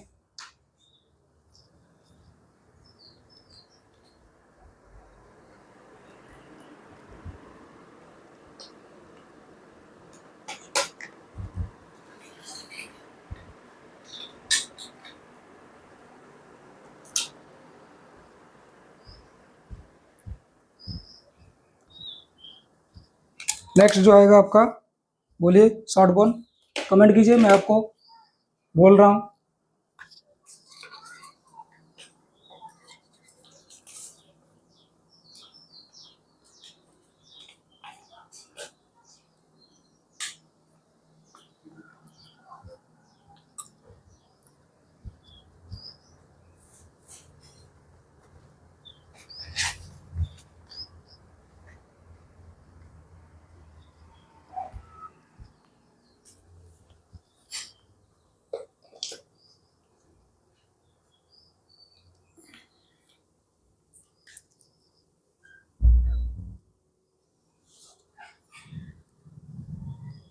शॉर्ट बोन में जो आएगा,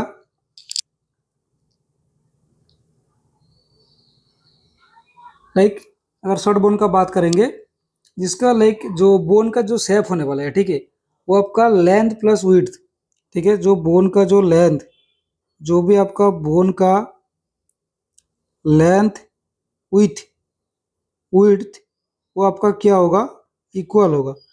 आपका जो बोन का लेंथ एंड विड्थ होगा वो क्या होगा, इक्वल होगा, ठीक है। तो एग्जांपल में अगर बात करेंगे carpal bone and tarsal bone, example अगर बात करेंगे कार्पल बोन, एग्जांपल अगर बात करेंगे carpal bone and tarsal bone, ठीक है। एग्जांपल में अगर बात करेंगे तो carpal bone and tarsal bone. Next आपका फ्लैट बोन आएगा। फ्लैट बोन जैसे मैंने आपको बोल दिया, ब्रेस्ट बोन हो गया, स्टर्नम हो गया, क्रैनियल बोन हो गया, ठीक है। आपका ऐसे अच्छा, स्टर्नम जो होता है ना, स्टर्नम को always known as like others name जो है हम ब्रेस्ट बोन बोलेंगे, ठीक है। आपका cranial bone, cranial bone, sternum, cranial bone, sternum, breast bone, ठीक है, ribs, scapula, ribs, scapula, ribs, scapula and hip bone, ribs, scapula and hip bone, ठीक है। हो गया आपका flat bone. Then irregular bone, irregular bone में देखिए like जिसका कॉम्प्लेक्स साइज, मतलब आपका वर्टिब्रा अगर बोलेगा वो इरेगुलर बोन, लाइक ऐसे टेढ़ा मेढ़ा ऊपर नीचे ऐसे टाइप का दिखाई देता है ना, जिसका शेप थोड़ा कॉम्प्लेक्स हो, मतलब आपको पता नहीं चल रहा है कि देखने में ऐसे क्या है, ठीक है। तो लाइक वर्टिब्रल, वर्टिब्रल बोन जो है वो आपका इरेगुलर बोन होता है, ठीक है। Vertebral bone, facial bone, vertebral bone, facial bone, hyoid bone, ear bone, hyoid bone, hyoid bone, ear bone, ये हो गया आपका इरेगुलर बोन। देन आपका आएगा सीसमोइड बोन। सीसमोइड बोन में एक ही सीसमोइड बोन होता है जो कि पैटेला, ठीक है, एक ही सीसमोइड बोन है जो कि पैटेला। अब मैक्सिमम ये वाला क्वेश्चन पूछा जाता है, ठीक है। देखिए यहाँ पर जो मैंने ऑलरेडी दिखाया हुआ ना, अगर आपको कुछ भी अगर डाउट है, सपोज मान लीजिए स्टर्नम कौन सा है पता नहीं चला है, ठीक है, देखिए यहाँ पे नंबरिंग 4 नंबर में स्टर्नम दिया हुआ है, बॉडी ऑफ स्टर्नम, तो ये जो हो गया स्टर्नम। तो मैं ये एक आपके लिए एक इमेज लेके आया हूँ जो कि जितना भी टोटल बोन पार्ट्स है, लाइक ये नंबरिंग के हिसाब से है। तो आप यहाँ से आराम से, जिसको पता नहीं है, जिसको थोड़ा बहुत कंफ्यूजन है, लाइक ये स्कॉल हो गया, ये आपका देखिए ये जो 16 वाला क्या दिया हुआ है, देखिए ऑर्बिटल के बीडी, ये आपका क्लाविकुलर स्टर्नम, ये आपका रेडियस अल्नर, ये ह्यूमरस, ये फीमर, ये टिबिया फिबुला हो गया, फेलेंजेस, मेटाफेलेंजेस, टार्सल, मेटाटार्सल, ये आपका सैक्रम हो गया, ये पार्ट जो वर्टिब्रा हो गया, ये आपका रिब्स हो गया, पीछे वाला अगर देखेंगे तो स्कापुला हो गया, ठीक है। यहाँ पे टोटली दिया हुआ है, ठीक है। एंड और एक यहाँ पर आई थिंक छूट गया होगा जो हाँ, जो टाइप्स ऑफ बोन बोला, एक्चुअली देखिए आपको पता है कि अडल्ट में 206 बोन होता है एंड चाइल्ड में 300 बोन होता है, ठीक है। जो कि एज का ग्रोन अप के साथ, अगर मतलब जो चाइल्ड लोगों का एज बढ़ने के साथ साथ वो जो बोन होता है, बोन फ्यूज होके बोन फ्यूज होके 206 में आ जाता है। तो जो लॉन्ग बोन का बात किया, total long bone, short bone, flat bone, sesamoid bone, irregular bone, तो उसमें से कौन कितना है, देखिए जैसे लॉन्ग बोन 90 है, long bone 90, short bone 28, flat bone 36, sesamoid bone 4, irregular bone 48।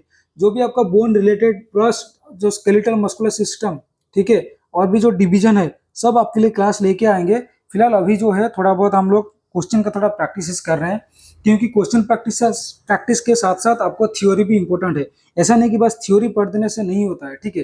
तो इसीलिए मैंने आपके लिए क्वेश्चन भी लेके आया, प्लस बीच में एटलीस्ट क्लास का एटलीस्ट बीच में जो हाफ एन आवर का रहेगा वो आपका थ्योरी का रहेगा, ठीक है, वो आपका थ्योरी का रहेगा।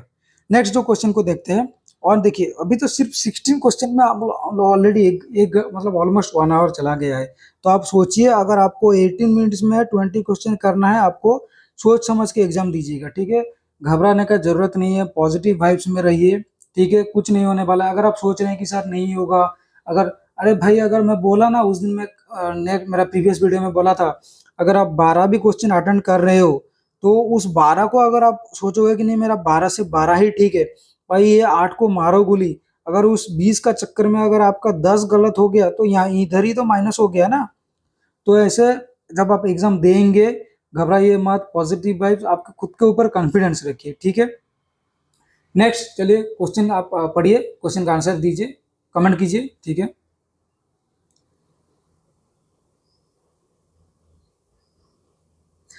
तो क्वेश्चन बोल रहा है the physician informs the client of a plan to correct shoulder dislocation. Shoulder dislocation हुआ था, उसका करेक्शन करने का प्लान चल रहा है बाय मैनिपुलेशन।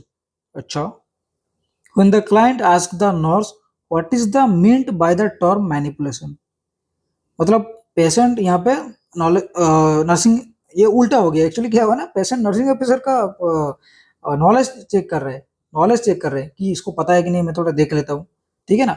तो what is manipulation, which explanation is most accurate. अभी आपको अगर नहीं पता होगा मैनिपुलेशन का मतलब क्या है, तो आपको आप बोलेगा ना कि आपको तो कुछ नहीं पता है, ठीक है।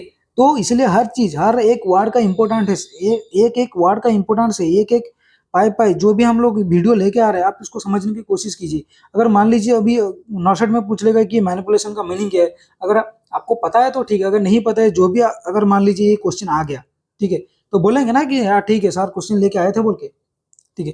तो manipulation involves making an incision, अच्छा, इंसिजन टू रिलाइन द बोन, अच्छा मतलब बोन को हम लोग रिलाइन मतलब बोन को लाइक रीअलाइन, जो भी बोन जो अलाइन में रहता है उसको करेक्शन करने को हम लोग रीअलाइन बोलते हैं, ठीक है, realign. Manipulation involve the insertion of pin और वायर इनटू जॉइंट, अच्छा ये manipulation. Manipulation is reposition the bone ends manually, manipulation strengthening the joint with exercise, ये आपका ऑप्शन है। चलिए मुझे आंसर अभी बताइए, चलिए।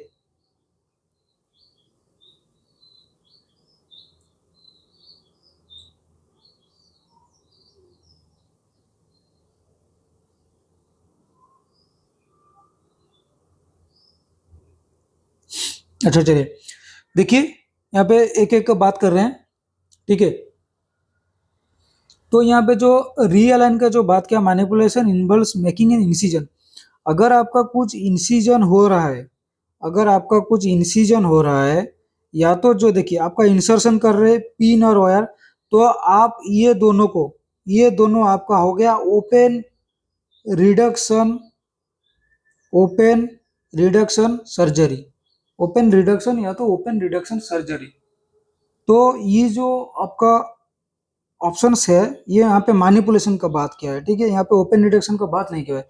तो मैनिपुलेशन मतलब हम लोग खुद मैनिपुलेट कर रहे हैं, लाइक मैनिपुलेट, देखिए मैनिपुलेट का मतलब होता है मैनुअली, ठीक है, मतलब मैनुअली अगर हम कुछ चीज को अगर खुद से वो मैनुअली मैनिपुलेट कर रहे हैं, लाइक अगर बोन का रिपोजिशन हम मैनुअली करेंगे, मैनुअली इन द सेंस अगर मान लीजिए हम लोग ट्रैक्शन वगैरह लगाएंगे, ठीक है, ट्रैक्शन वगैरह लगाएंगे, या तो ट्रैक्शन नहीं लगा के भी जो खुद का लाइक हाथ से लाइक ऐसा होता है ना, आप एक देखे होंगे like as a type of physiotherapy, but वो एक्चुअली फिजियोथेरेपी नहीं है, ठीक है, वो हो गया आपका as a type of manipulation. मतलब manipulation reposition the bones ends, जहाँ पे बोन का जो एंडिंग हुआ है, बोन एंड्स जो मैनुअली, अगर हम मैनुअली अगर किसी चीज को रिपोजिशन कर रहे हैं तो उसको बोलते हैं मैनिपुलेशन, ठीक है, मैनिपुलेशन इसको ही बोलते हैं, ठीक है।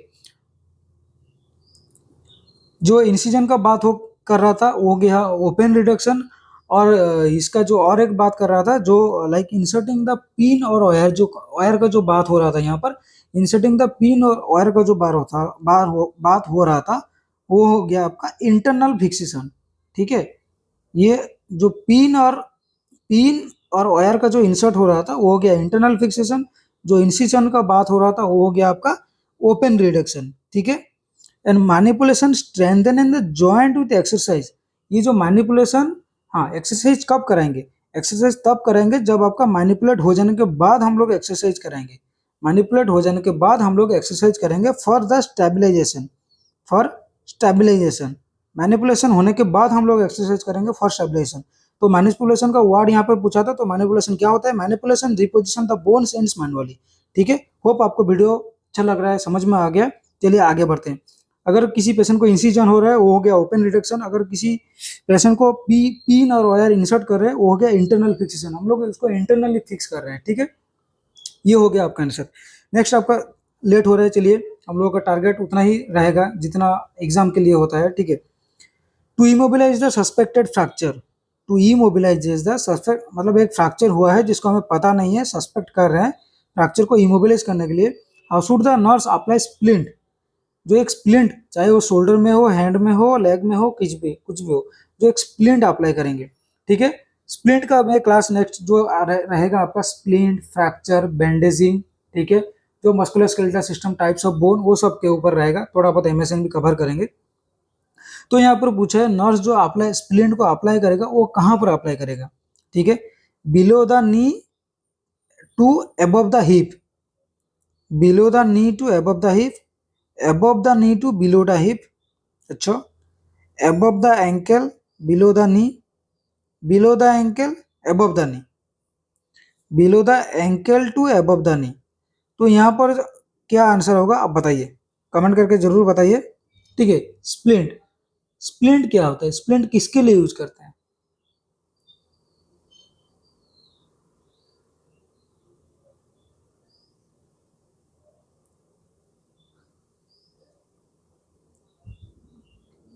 स्प्लिंट जो होता है वो किसके लिए यूज करते हैं?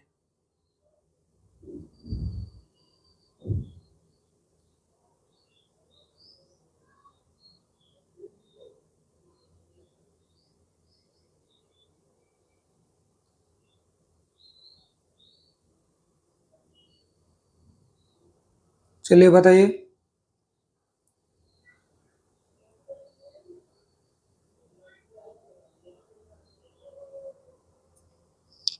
देखिए स्प्लिंट क्या होता है, स्प्लिंट हम कहाँ पर अप्लाई करेंगे, अगर जो भी ब्रोकन बोन है, जो बोन फ्रैक्चर हुआ है उसको इमोबिलाइज करने के लिए हम लोग स्प्लिंट यूज करेंगे। किस लिए यूज करेंगे? जो जॉइंट जो मूवमेंट होता है, like prevent the movement of joint above and below the injury.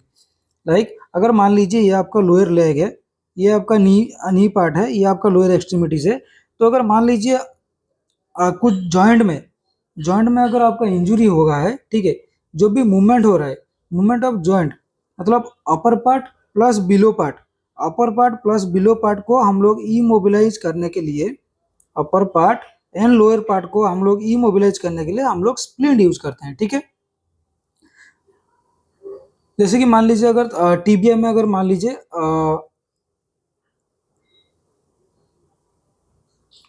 Tibia में अगर फ्रैक्चर हुआ है, एक सेकेंड,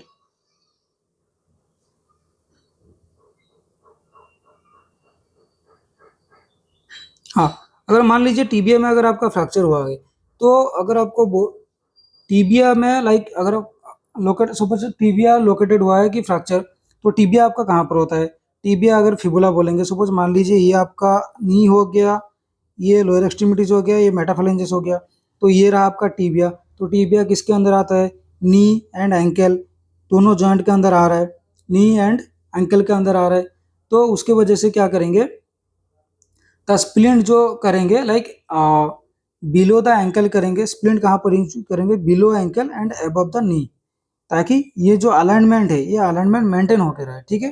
तो यहाँ पर जो आपका आंसर होने वाला है below the ankle and above the knee, below the ankle and above the knee. यहाँ पे above above the ankle below the नी बोला है, अबव द एंकल कभी नहीं करेंगे, अबव नी बिलो हिप, बिलो मतलब आपका ये फीमर का हो गया, below knee above the hip ये नहीं होगा, तो below the ankle and above the knee करेंगे, ताकि वो आपका अलाइनमेंट ठीक रहे, ठीक है। नेक्स्ट क्वेश्चन आपका, नेक्स्ट जो क्वेश्चन देखिए आपका दिया हुआ है, an x ray of an injured teenager leg reveals comminuted fracture of a distal tibia. Which explanation of the nurse best helps them understand that injury that has occurred? आपको यहाँ पे पूछा है कम्युनिटेड फ्रैक्चर का मीनिंग क्या है, ठीक है। आपको जैसे पता है फ्रैक्चर में होता है simple simple fracture, like close fracture, open fracture, transverse, linear. यहाँ पर देखिए मैंने यहाँ पे फ्रैक्चर का मैं बताऊंगा आपको, मैं यहाँ पर ऑलरेडी एक नोट्स लेके आया हूँ, ठीक है, लाइक आपके लिए ये लेके आया हूँ। तो कम्युनिटेड फ्रैक्चर में क्या होगा, तो an x ray of a injured teenager reveals a comminuted fracture the distal tibia में आपका फ्रैक्चर हुआ है। Which explanation by the nurse best helps client understand that the injury has occurred? One bone end is drive into another, like एक bone के ऊपर bone चढ़ गया है, वो बोलना चाहता है, ये है। अच्छा, the bone is splintered into pieces, like छोटे छोटे पीसेस में हो गया, मान लीजिए ऐसा टाइप का, ठीक है, ये हो गया, ये पीसेस पीसेस में हो गया। आप देख पा रहे हैं, आप यहाँ पे इमेज देख पा रहे होंगे, ठीक है। यहाँ पे आपका कम्युनिटेड फ्रैक्चर भी पूछा गया है। There is no open break, like break तो हुआ है लेकिन क्लोजली हुआ है, ठीक है। ओपन ब्रेक मतलब ये अंदर में ही रह गया है, ठीक है, ये आपका अंदर में ब्रेक होके रह गया है, ऐसा टाइप का है। तो आपका अगर कम्युनिटेड फ्रैक्चर बोलेगा, तो ये देखिए यहाँ पर मैं ऑलरेडी आपके लिए लेके आया हूँ। कम्युनिटेड फ्रैक्चर जो होता है, like the bone is splintered into pieces like छोटा छोटा पीस हो गया ऑलरेडी, मतलब इतना ब्रेक हुआ कि छोटे छोटे पीसेस हो गया, वो हो गया आपका कम्युनिटेड फ्रैक्चर। ठीक है, तो आपका आंसर जो आएगा वो 2 नंबर आएगा। नेक्स्ट जो आपका फ्रैक्चर होने वाला है, फ्रैक्चर का जो आपका दिखाया गया है, मैं इसके बारे में थोड़ा सा आपको डिस्कशन कर लेता हूँ। ठीक है, तो फ्रैक्चर में क्या होता है, अगर हम टाइप्स ऑफ फ्रैक्चर का बात करेंगे, अगर हम टाइप्स ऑफ फ्रैक्चर का बात करेंगे तो आपका होता है सिंपल फ्रैक्चर। ठीक है, सिंपल फ्रैक्चर, तो मान लीजिए फर्स्ट आएगा आपका सिंपल फ्रैक्चर। कोई मुझे बता सकता है कि सिंपल फ्रैक्चर का जो दूसरा नाम, हम इसको कौन सा नाम पे जानेंगे? सिंपल और closed. Closed in the sense आपका ये जो बोन के अंदर अगर आपका फ्रैक्चर हुआ है, सपोज मान लीजिए ये आपका फ्रैक्चर जो है, ये तो एक्चुअली में लाइनर फ्रैक्चर है, मतलब बोन में फ्रैक्चर हुआ है लेकिन वो स्किन का आउट में नहीं आया। अगर इसको बोलेंगे ये जो डिस्प्लेस्ड, ये ओपन फ्रैक्चर बोलेंगे ऐसा टाइप का, या तो ऑब्लिकली हुआ है, मतलब फ्रैक्चर ऐसा होगा लेकिन वो बाहर दिखाई नहीं देगा बोन, स्किन मतलब स्किन का अंदर रह गया होगा। ठीक है, जो बोलेंगे fractured area remains intact, fracture area, fracture area remains intact, वो होता है आपका सिंपल और क्लोज फ्रैक्चर। अभी कम्युनिटेड फ्रैक्चर मैंने बता दिया ऑलरेडी कि लाइक क्रश टाइप का होगा, स्प्लिंटेड होगा, स्प्लिंटेड होगा, यहाँ पे दिया है ना, स्प्लिंटेड होगा, स्प्लिंटेड होगा, क्रश्ड होगा, मतलब जैसे क्रश करने से जैसे होते हैं क्रश होगा। ठीक है, फ्रैगमेंट होगा, मतलब फ्रैगमेंट मतलब छोटा छोटा पीसेस में हो जाएगा, फ्रैगमेंट छोटा छोटा पीसेस में हो जाएगा। ठीक है, नेक्स्ट जो आएगा कंप्लीट फ्रैक्चर। कंप्लीट फ्रैक्चर मतलब वो दोनों सेपरेट, मतलब ये मान लीजिए ये एक फ्रैक्चर है। ठीक है, अगर ये फ्रैक्चर को देखेंगे, ये मान लीजिए कंप्लीट फ्रैक्चर है, मतलब पूरा अलग अलग। ठीक है, दोनों जो फ्रैक्चर होगा जो बोन का, एक हो गया सिंपल फ्रैक्चर, एक हो गया आपका कम्युनिटेड फ्रैक्चर, ऑलरेडी हम लोग क्वेश्चन में डिस्कशन कर लिए। एक हो गया आपका कंप्लीट फ्रैक्चर। कंप्लीट फ्रैक्चर में क्या होगा, बोन आपका कंप्लीटली सेपरेट होगा एंड ब्रेक होकर 2 पार्ट्स में हो जाएगा। ठीक है, सेपरेट, जो bone separate into 2 parts, bone separate into 2 parts after break, bone separate into 2 parts after break. ठीक है, देन आपका आएगा डिप्रेस्ड फ्रैक्चर। यहाँ पर कुछ कुछ ऐसा नहीं है। डिप्रेस्ड फ्रैक्चर, डिप्रेस्ड फ्रैक्चर क्या होता है, like bone fragment are driven inward. ठीक है, इनवर्ड मतलब क्या बोलेंगे, सपोज लाइक ऐसे घुस गया होगा, मतलब ये फ्रैक्चर हुआ है, यहाँ पर फ्रैक्चर हुआ है। अभी कौन सा आपको एग्जाम दिखाऊं, देखो ये देखिए, ये तो हो गया कम्युनिकेटर। सपोज मान लीजिए यहाँ पर फ्रैक्चर हुआ है, फ्रैक्चर होकर ये जो बोन का जो पार्ट है ना, ये अंदर घुस गया, ये ऐसे अपर चला गया। ठीक है, ये जो बोन का पार्ट ऐसे घुस के वो अंदर अपर चला गया, या तो बोन के अंदर बोन घुस गया है। ठीक है, इसको बोलते हैं डिप्रेस्ड फ्रैक्चर, इसको बोलते हैं डिप्रेस्ड फ्रैक्चर। ठीक है, तो bone fragment are driven on inward, bone fragment जो भी टूटा फूटा है, बोन फ्रैगमेंट ड्रिवन इनवर्ड मतलब अंदर घुस गया है। ठीक है, वो होता है आपका डिप्रेस्ड फ्रैक्चर।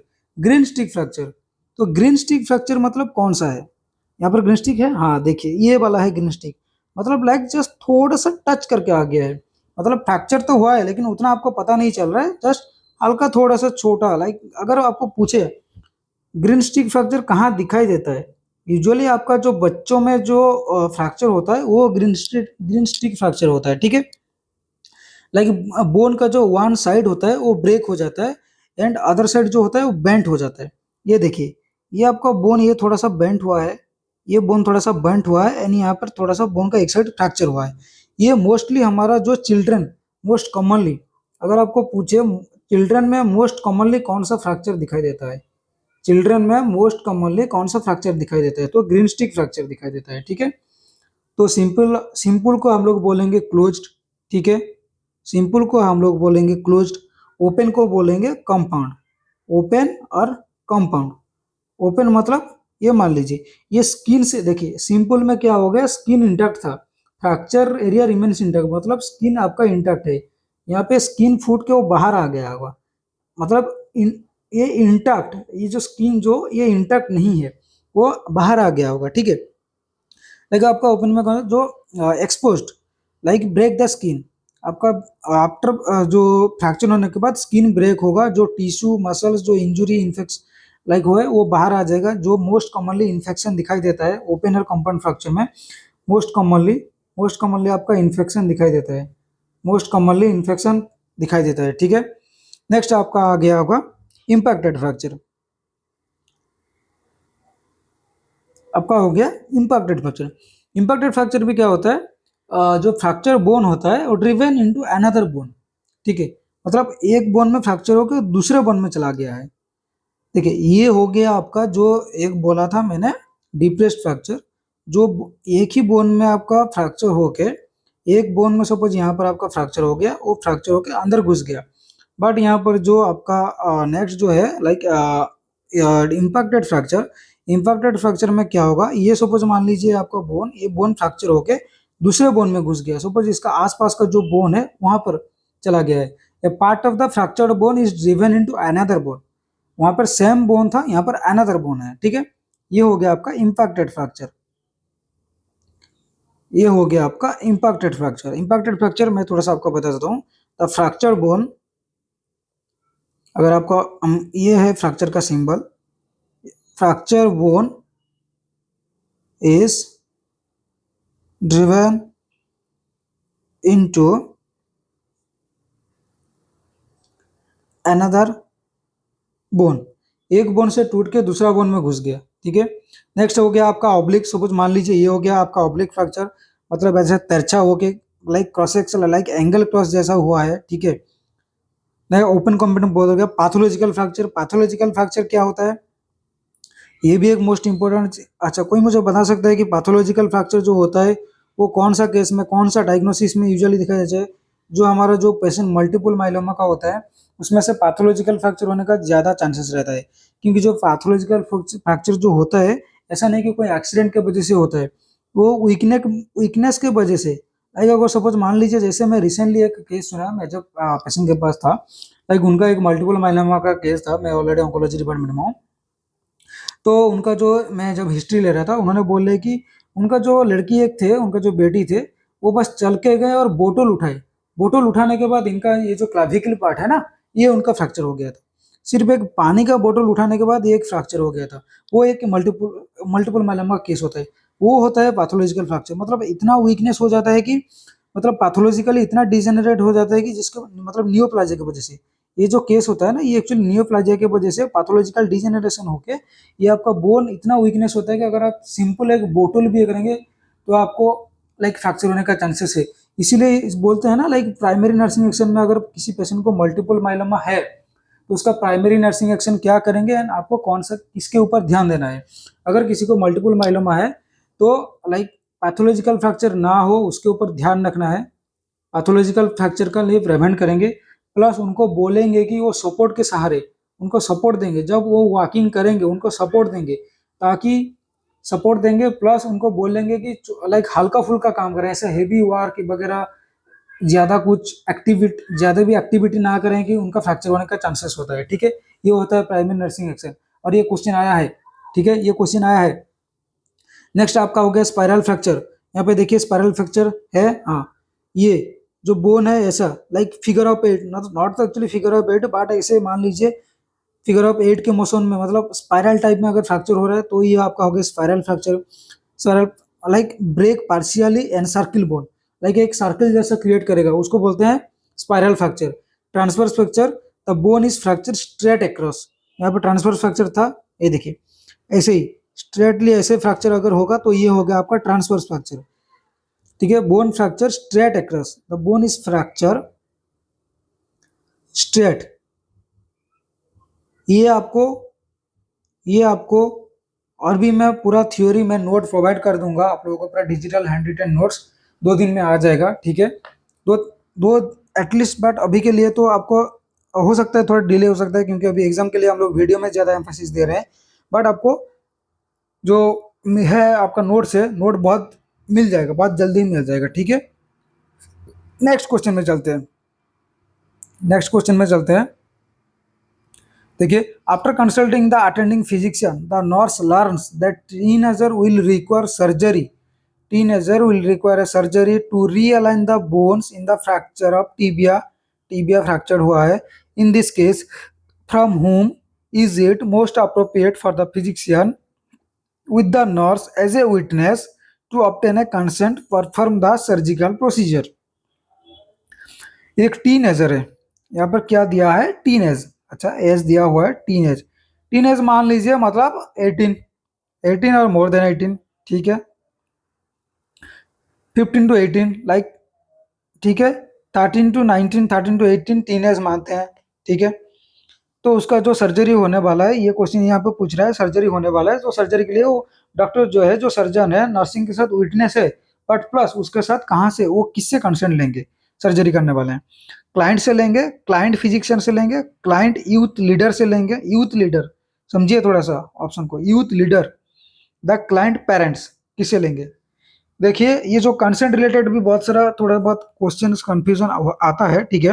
मैं यहाँ पर थोड़ा सा बात कर लेता हूँ. जो कंसेंट के रिगार्डिंग अगर बात करेंगे, देखिए ये क्वेश्चन में तो आपका जो आंसर आएगा ये पेरेंट से लेंगे.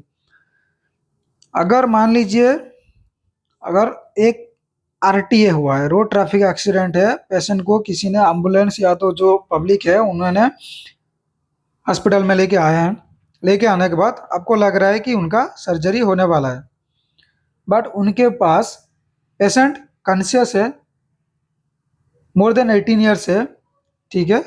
तो पेशेंट सेल्फ साइन कर सकता है, कोई भी प्रॉब्लम नहीं है. मान लीजिए पेशेंट अनकॉन्शियस है, उसको कुछ पता नहीं है, होश नहीं है, कंसेंट तो आपको लेना पड़ेगा. बिना कंसेंट का आप कुछ भी लाइक प्रोसीजर नहीं कर सकते. अगर आप कंसेंट लेंगे, कहाँ से लेंगे, ऐसा नहीं है कि आप खुद दे देंगे या तो नर्सिंग से लेंगे, ऐसा भी नहीं कर सकते. आपको बाय फोन में आपको कांटेक्ट करने की कोशिश कीजिए. With phone, with verbal order आपको ऐसा लेना है. कंसेंट आप लीजिए, आप साइन कीजिए, जिससे भी आप लीजिए, सपोज मम्मी से लिए, पापा से लिए, तो उनको नाम पूछिए, आप कौन है, रिलेशन में है, आप ऐसे भी कर सकते हैं. अगर आपको उतना ही लाइक इतना इमरजेंसी केस है, आपको कंसेंट खुद भी देना पड़ेगा. कंसेंट आपको खुद भी देना पड़ेगा. लाइक किसी को कुछ खबर नहीं मिल रहा है, कुछ भी नहीं हो रहा है, तो आपको खुद लेना पड़ेगा. अगर कोई फ्रेंड्स है तो फ्रेंड से भी ले सकते हैं, बट वो लास्ट स्टेज में आएगा, ठीक है. जो आपको लास्ट स्टेज में आएगा, बट ऑलवेज प्रिफर कीजिए जो कंसेंट है वो अपना पेरेंट से लेने के लिए. बट कंसेंट हुआ है या नहीं हुआ है, ये चेक करने का काम नर्सिंग ऑफिसर का है, ठीक है. नर्सिंग ऑफिसर चेक करके रखेंगे before surgery whether consent is done और नॉट डन. कंसेंट लेना फिजिशियन का काम है, कंसेंट को चेक करना नर्सिंग ऑफिसर का काम है, कंसेंट हुआ है कि नहीं है. और ये जो यूथ लीडर है, they are not a appropriate, ठीक है, they are not appropriate. The best choice is parents और गार्डियन. क्लाइंट भी ले सकता है. माइनर्स मतलब अगर मान लीजिए लेस देन 18 ईयर्स है, तो लोग यूजुअली नहीं दे सकते, माइनर्स को अलाउ नहीं करते. माइनर्स के लिए आपका पेरेंट्स चाहिए ही चाहिए, ठीक है. अगर परमिशन भी आपको ऐसा, जैसे मैंने आपको बोला, आप टेलीफोन में भी ले सकते हो. At least 2 must people must here the verbal consent. Like एक फिजिशियन, एक नर्सिंग ऑफिसर, या 2 फिजिशियन भी हो सकता है, पर 2 नर्सिंग ऑफिसर नहीं होगा, ठीक है. Physician roles is to explain the procedure and risk factor associated with surgery, ठीक है. फिजिशियन का काम क्या होता है, जो कुछ भी रिस्क होता है, रिस्क फैक्टर क्या होता है, और आपका सर्जरी एसोसिएटेड क्या रिस्क है, वो उनको बोलेंगे, ठीक है. एंड कंसेंट लेना उनका काम है. तो यहाँ का जो ऑप्शन रहेगा ये 4 नंबर रहेगा, ये आपको पता है. नेक्स्ट क्वेश्चन देखिए. The client is about to go to surgery but is still wearing class ring. Okay. Which nursing action is most appropriate regarding the client care variable? Put the ring in bedside stand. Tap the ring in the client's finger. Give the ring to a security guard. Take the ring to the hospital safe. देखिए यहाँ पर हम agree की, like ऐसा होता है कि client का कुछ सामान रह गया है, कुछ आर्टिकल्स रह गया है जो कि बहुत कॉस्टली है, चाहे वो कॉस्टली हो या ना हो, बट सामान पेशेंट का ही है. तो हमें कभी भी ऐसा लाइक अनयूजुअल थिंग्स नहीं करना चाहिए कि चोरी हो जाएगा, चोरी हो गया, मुझे पता नहीं. ये रेस्पॉन्सिबिलिटीज एक्चुअली आपका है, ठीक है. तो आपको पहले क्या करना है, पहले तो आप कोशिश कीजिए कि पेशेंट रिलेटिव को रिटर्न करने के लिए, पेशेंट रिलेटिव, नॉट कि पेशेंट, क्योंकि पेशेंट सर्जरी के लिए जा रहा है, कहाँ रखेगा क्या करेगा उसका नहीं कर रहा है। जो भी पेशेंट रिलेटिव्स है उनको जो भी आर्टिकल्स है लाइक गोल्ड हो, सिल्वर हो, डायमंड हो, कुछ भी हो, ठीक है, उनको रिटर्न रिटर्न देने के बाद आपको कंसेंट लेना है, साइन उनसे लेना है कि हैंडेड ओवर टू, नाम लिखना है, रिलेशन लिखना है, डेट लिखना है, टाइम लिखना है, ये सब आपको मेंशन करना है। क्या मेंशन करना है? नेम, रिलेशन, डेट, टाइम, ये आपको मेंशन रहेगा। मान लीजिए अगर कोई पेशेंट रिलेटिव्स नहीं है या पेशेंट को हम तो खुद को नहीं दे सकते, तो ये हमारा रिस्पॉन्सिबिलिटी है कि उसका जो भी आर्टिकल्स है लाइक वो सेफली रहे विद इन द हॉस्पिटल। तो हमको खुद को रखना है। खुद को कहाँ रखेंगे?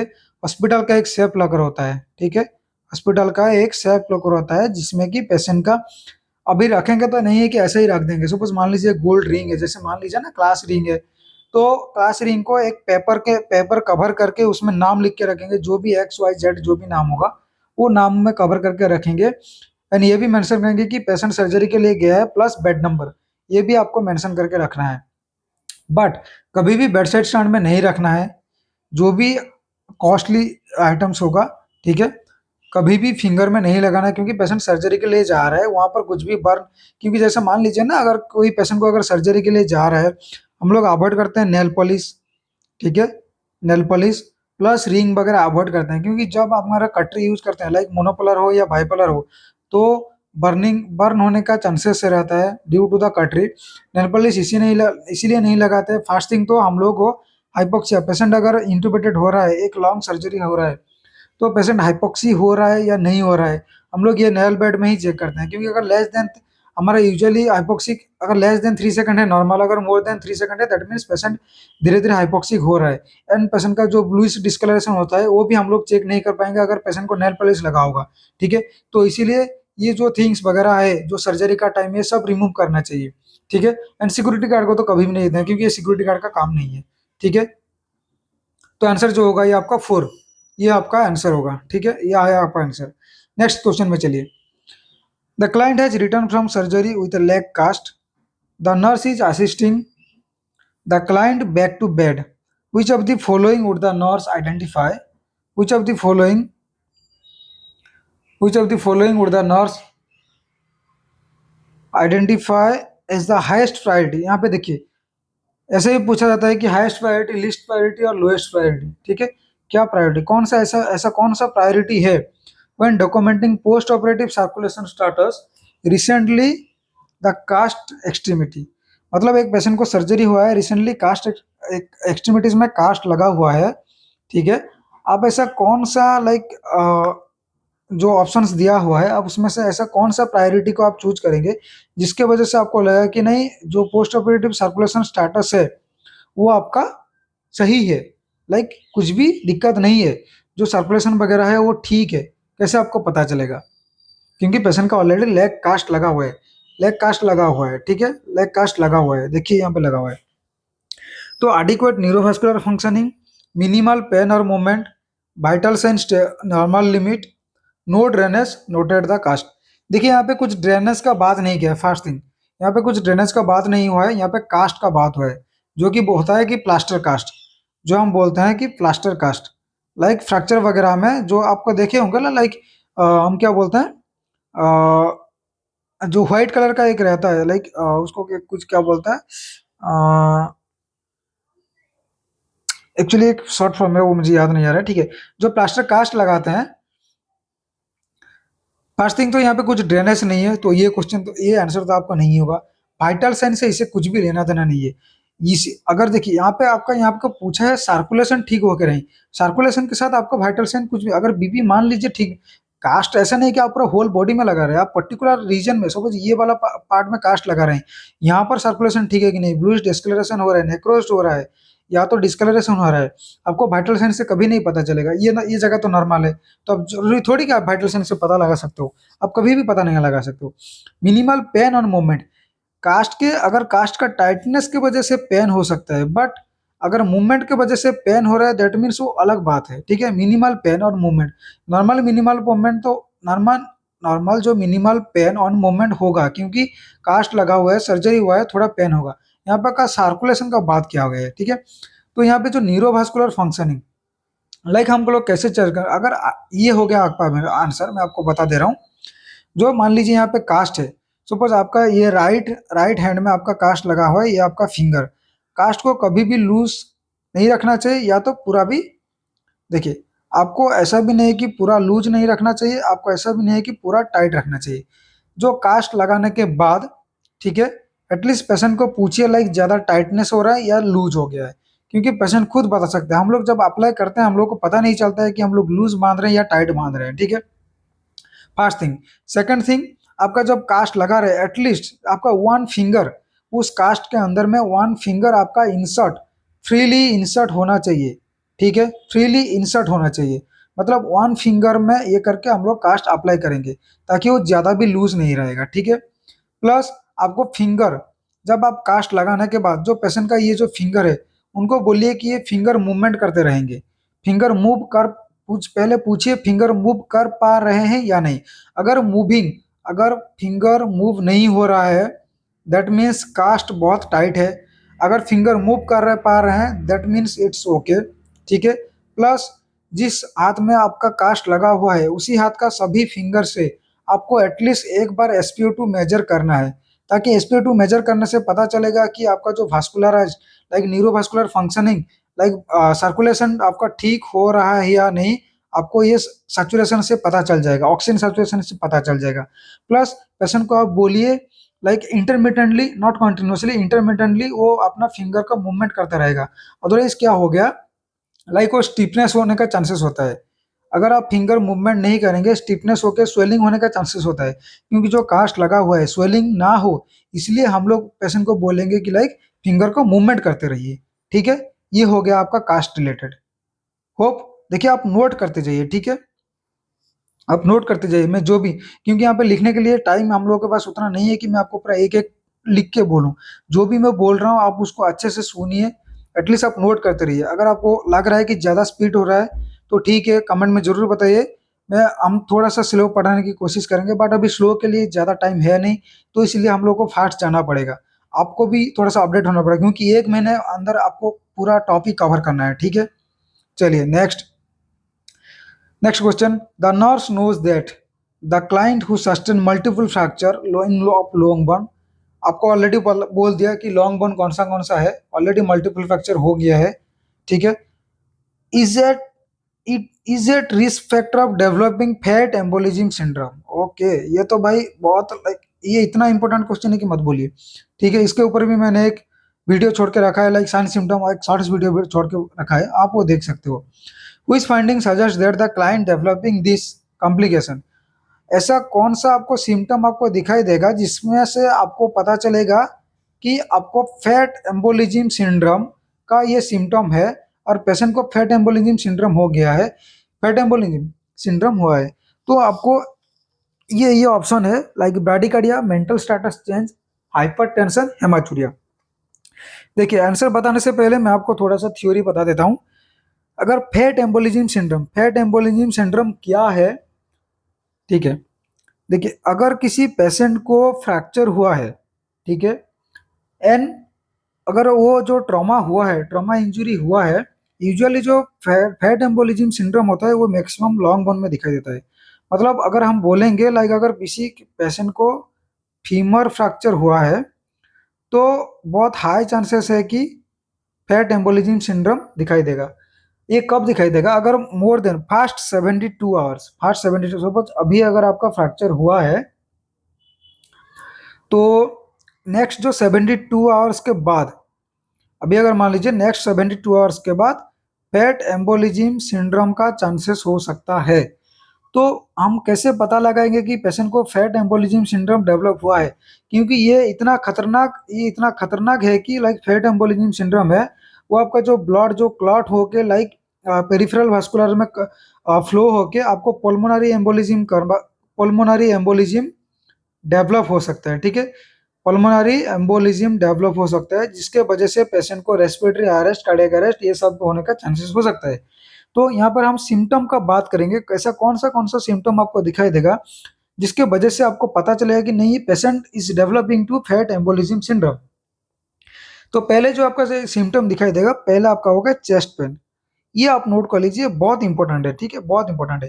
पहले हो गया आपका चेस्ट पेन, सेकंड में हो गया आपका डिस्निया दिखाई देगा, सेकंड में हो गया आपका डिस्निया, नेक्स्ट हो गया आपका टाकीकार्डिया, मतलब आपका हार्ट रेट दिखाई देगा, नॉट की ब्राडीकार्डिया। देखिए यहाँ पर ये क्वेश्चन एक क्लियर हो गया, मैंने बोला टाकीकार्डिया, यहाँ पर दिया हुआ है ब्राडीकार्डिया, मतलब क्वेश्चन गलत, सॉरी मतलब आंसर गलत, ठीक है, मतलब आपका ब्राडीकार्डिया नहीं होगा।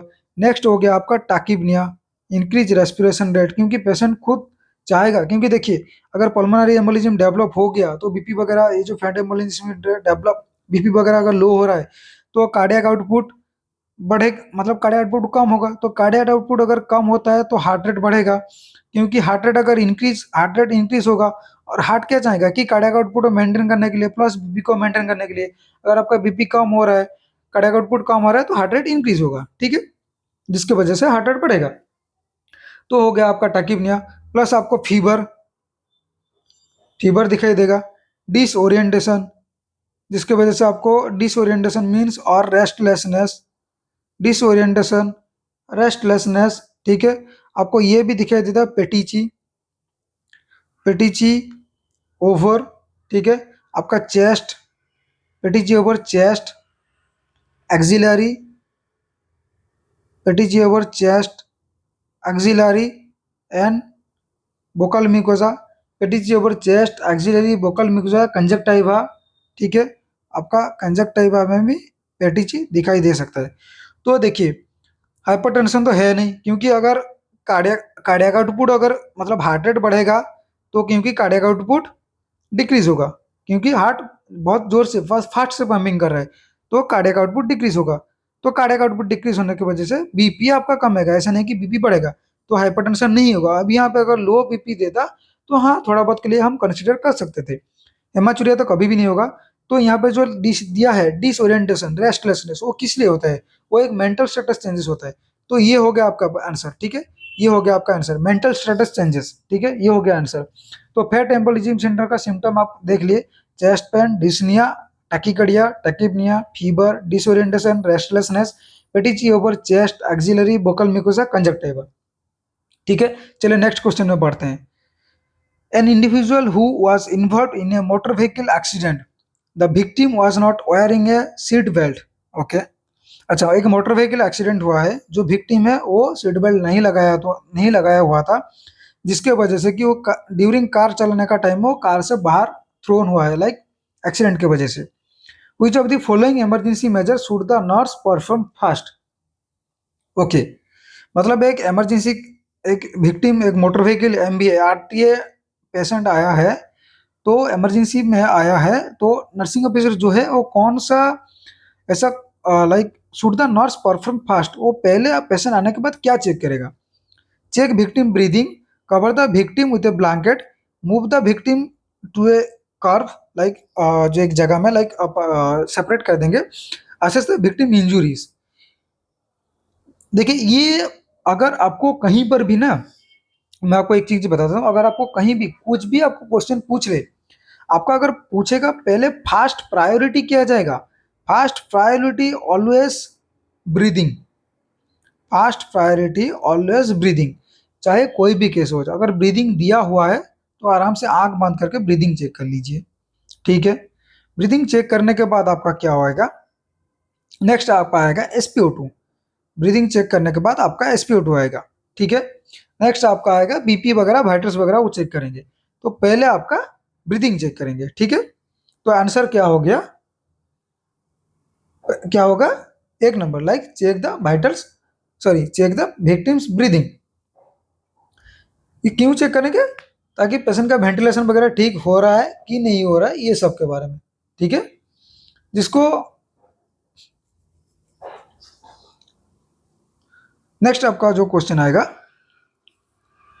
which नेक्स्ट क्वेश्चन देखिए, which assessment finding is the best indication of the client is experiencing secondary complication to fractured ribs। यहाँ पे पूछा है secondary complication to fracture ribs, एक पेशेंट का ऑलरेडी रिब्स फ्रैक्चर हुआ गया है, इसका सेकेंडरी कॉम्प्लिकेशन क्या होगा।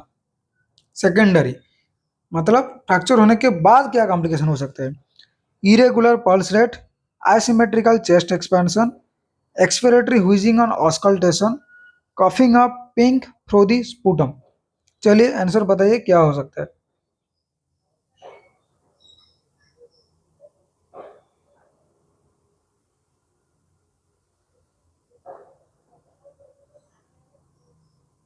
चलिए बताइए।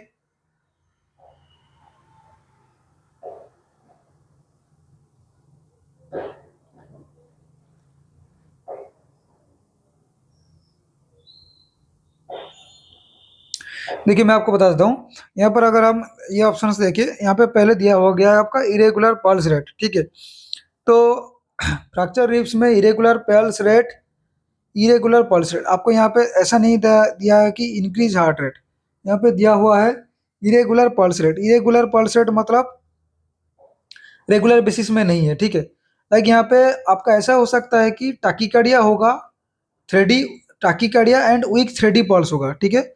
आपको ऐसा होगा कि increase heart rate, tachycardia weak and thready pulse होगा, ठीक है। लेकिन इरेगुलर पल्स किसको बोलेंगे, लाइक अगर VT VA BA वगैरह हो रहे हैं यहाँ पर। और एक एसिमेट्रिकली चेस्ट एक्सपेंस हाँ कंसिडर की दिखाई दे सकता है। एक्सपिरेटरी हुइजिंग ऑन ऑस्कल्टेशन, ठीक है। ये जो एक्सपिरेटरी हुइजिंग ऑन ऑस्कल्टेशन होता है ना, ये आपका रीप फ्रैक्चर में नहीं होता है। एक्सपिरेटरी हुइजिंग ऑन ऑस्कल्टेशन ये आपका रीप फ्रैक्चर में नहीं होता है। ये जो मेन जो होता है ये आपका अस्थमा में दिखाई देता है। अगर आपको पूछेगा कि अस्थमा का सिम्टम क्या दिखाई देगा, एक्सपिरेटरी मतलब एक्सपिरेशन का टाइम में, नॉट इंस्पिरेटरी, यहाँ पे एक्सपिरेटरी पूछा है, ठीक है। एक्सपिरेटरी हुइजिंग ऑन ऑस्कल्टेशन ये आपका अस्थमा में दिखाई देता है। And coughing up pink fro the sputum ये आपका हार्ट फेलियर में दिखाई देता है। Coughing up pink fro the sputum ये आपका हार्ट फेलियर में दिखाई देता है। तो ये दो ऑप्शन तो रॉन्ग हो गया, ये भी रॉन्ग हो गया। तो आंसर जो होगा ये asymmetrical chest expansion. Asymmetrical chest expansion मतलब मैं आपको ये बता देना चाहता हूँ, जिसको हम एक बोलते हैं लाइक फ्लियल चेस्ट और पैराडॉक्सिकल पैराडॉक्सिकल चेस्ट। मैंने यहाँ पे एक्चुअली इमेज लाने का कोशिश किया था, बट एक्चुअली इमेज नहीं ला पाया। मैं आपको एक बता दे रहा हूँ।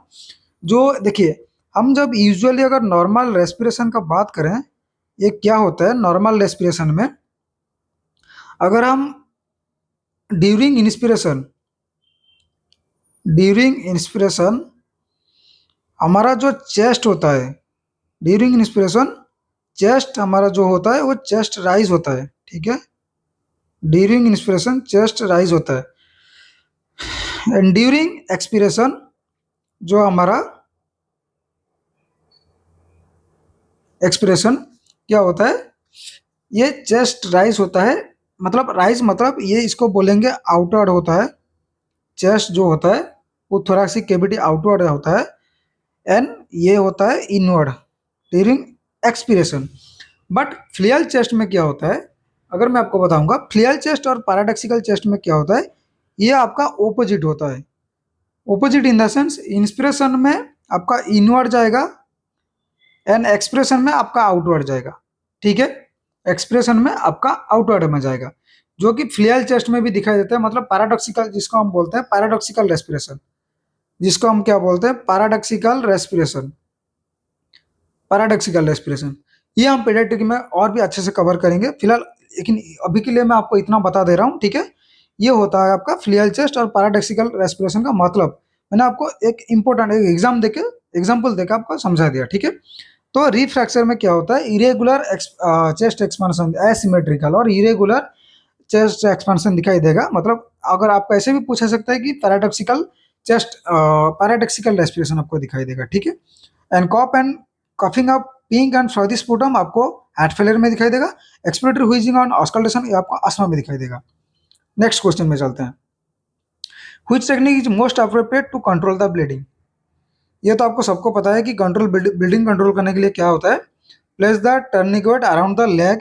अभी ये ऐसा पर्टिकुलरली बोला नहीं है कि कौन सा जगह में ब्लीडिंग हो रहा है, ठीक है। लेग हैंड कहाँ पर, apply direct pressure on the wound, compress the femoral artery, elevate the injured extremities, ठीक है।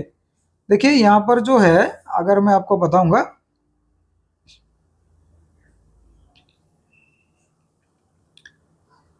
कंट्रोल ब्लीडिंग यहाँ पे पर्टिकुलरली नहीं दिया है, तो आपका आंसर यहाँ पे क्या रहेगा? देखिए, अगर मान लीजिए ये पोर्शन से अगर आपका ब्लीडिंग हो रहा है, ऑलवेज एक ऊपर में टर्निक्वेट बांध दीजिए ताकि ब्लीडिंग कम हो जाएगा। ये हो गया आपका first. Apply tourniquet, apply tourniquet above bleeding side, apply tourniquet above bleeding side, ठीक है।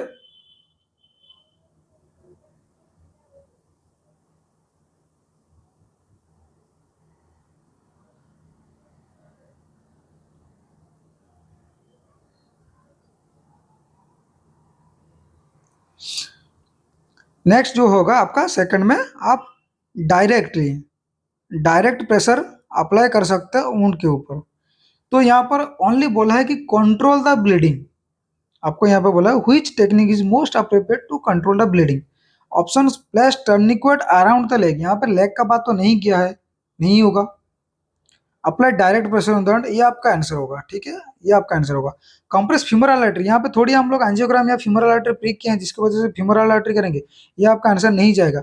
एलिवेट इंजुरी एक्सट्रा, एलिवेट करने से कभी भी ब्लीडिंग स्टॉप नहीं होता है, ठीक है, ये आपका आंसर है। इसमें आपको ज़्यादा डिस्कशन करने का जरूरत नहीं है, आपको बस ये आपका दो चीज़ ध्यान में दीजिए, ठीक है। नेक्स्ट आपका जो क्वेश्चन आएगा, which statement support the nurses to believe the client of fractured hip, select all that applied. Which statement support the nurses belief client has a fractured hip? अगर एक पेशेंट को फ्रैक्चर्ड हिप है, nursing officer ऐसा कौन सा क्या support करेंगे, ऐसा कौन सा सपोर्ट है जो स्टेटमेंट, जो ट्रू स्टेटमेंट है, मतलब क्या क्या एक्शन लेंगे वो आपको अप्लाई करना है। यहाँ पे बोला सिलेक्ट ऑल दैट अप्लाई, ठीक है, ये आपका आ गया सिलेक्ट ऑल दैट अप्लाई। ये 18-20 क्वेश्चन करने के बाद सिलेक्ट, ये जो सिलेक्ट ऑल दैट अप्लाई है ना, ये बहुत पहले ऐसे आता था, बट स्टिल अभी थोड़ा सा एक दो आ रहा है कि कौन सा होगा। देखिए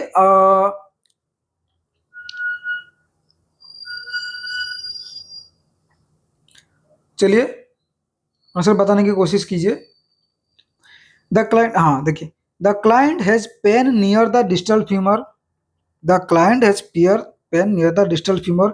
यहाँ पे पूछा है has a fractured hip, hip हमारा कौन से जगह में रहता है, प्रॉक्सिमल में, proximal to femur, not distal to femur, तो आंसर गलत हो गया, ठीक है, आंसर मतलब ये तो नहीं होगा। The client can not bear weight in the affected leg, obviously weight तो बियर करना ही नहीं है अफेक्टेड लेग में। The client affected is shorter than the unaffected leg, मैंने आपको क्या बोला था, अगर डिसलोकेट होगा तो आपका लॉन्गर रहेगा, अगर फ्रैक्चर है तो शॉर्टर, दैट मीन्स ये भी आपका ठीक है। The client's affected leg is adducted, adducted कभी भी नहीं होता है। अगर आपको फ्रैक्चर्ड हिप का बात करें या आपको टीएचआर जो टोटल हिप रिप्लेसमेंट का बात करें, आपको ऑलवेज abduct करके रखना है, abduct करके देखिए abduct मीन्स आपका मान लीजिए ये पेशेंट है, ये आपका लेग है, abduct मीन्स पास में, अगर आप पास पास रखोगे, abduct मीन्स थोड़ा सा मेंटेन करके रखोगे। अगर आप abduct करके रख रहे हो, यहाँ पर जो आपका फ्यूमरल का जो ये फोरम क्या है, जो ओवल ओवल है वो आपका क्या है, वो डिसलोकेट नहीं होगा, जो जॉइंट के साथ कनेक्ट होकर रहेगा। अगर आप अडक्ट करके रहेगा, ये आपका आउटसाइड आएगा, इसलिए अबडक्ट करने से ये आपका अलाइन में रहेगा, इनसाइड में रहेगा, ठीक है, इसलिए अबडक्ट मेंटेन करना है, नॉट कि अडक्टेड। तो ये क्वेश्चन तो ये भी आपका ऑप्शन नहीं रहेगा। द आपको बस अब इतना ध्यान रखिए, टोटल हिप रिप्लेसमेंट या तो फ्रैक्चर्ड हिप में आपको जो मेंटेन करना है, अबडक्ट पोजीशन मेंटेन करना है, ना कि अडक्ट पोजीशन करना है।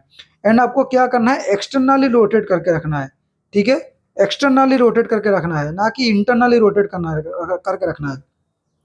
तो आपको क्या करना है, abduct plus external, abduct plus external rotation करके रखना है, ठीक है, ये हो गया आपका आंसर, ये हो गया आपका आंसर, ठीक है। देन नेक्स्ट क्वेश्चन आएगा आपका, नेक्स्ट बात करेंगे post operatively which intervention should be completed before turning the client onto the non operative side. अच्छा, एक पेशेंट आया है पोस्ट ऑपरेटिव, ऑलरेडी उनका सर्जरी हो गया है, हम एज यहाँ पर फ्रैक्चर की बात कर रहे हैं, ठीक है, तो पोस्ट ऑपरेटिवली तो क्या इंटरवेंशन, लाइक अगर पेशेंट को हम नॉन ऑपरेटिव साइड में अगर टर्निंग करेंगे तो आप क्या इंटरवेंशन लेंगे, क्या इंटरवेंशन करेंगे, ठीक है। Place pillow between the client legs, okay, having the client point the toes downward, toes को डाउनवर्ड करेंगे। Flexion the client knee on the affected side, मतलब अफेक्टेड साइड में टर्न करेंगे, फ्लेक्स करेंगे, अफेक्टेड नी को फ्लेक्स करेंगे, वो तो कभी नहीं करेंगे, ऑलरेडी उनका पोस्ट ऑपरेटिव मतलब सर्जरी वगैरह हुआ होगा, क्या पता हमें। Elevating the head of the client bed, elevating the head of the client bed, चलिए आंसर बताइए। देखिए यहाँ पर जो यहाँ पे दिया हुआ है, ऑलरेडी फ्रैक्चर का बात होगा पोस्ट ऑपरेटली, तो ऑलवेज आप place the pillow between the clients leg, अगर ये आप करने से क्या होगा ना, आपको एक comfort position, like non operative side में आप पिलो लगा के आप अगर पेशेंट को टर्न करेंगे, ताकि ये जो आपका जो भी अफेक्टेड जो लेग होगा, जो भी आपका अफेक्टेड लेग होगा वो आपका सपोर्ट में रहेगा, जो भी अफेक्टेड लेग होगा वो आपका सपोर्ट में रहेगा, ठीक है, जो आपका अफेक्टेड लेग होगा वो आपका सपोर्ट में रहेगा। होप आपको, होप टोटली क्लियर हो गया होगा, जितना भी यहाँ पे 20 क्वेश्चंस को डिस्कशन किए हैं, 20 में से ऑलमोस्ट आपको मान लीजिए 100 में से मतलब ऑलमोस्ट 100 क्वेश्चन आपका मिल गया होगा, ये फ्रैक्चर वगैरह जो भी है। तो अगर कुछ भी डाउट रहेगा कमेंट जरूर कीजिए, वीडियो को पूरा देखने की कोशिश कीजिए, और भी अच्छे से क्लास लेने वाले हैं, ठीक है। चलिए थैंक यू, वीडियो को लाइक कीजिए, सब्सक्राइब कीजिए, चैनल को लाइक कीजिए, सब्सक्राइब कीजिए एंड अब शेयर कीजिए। Thank you.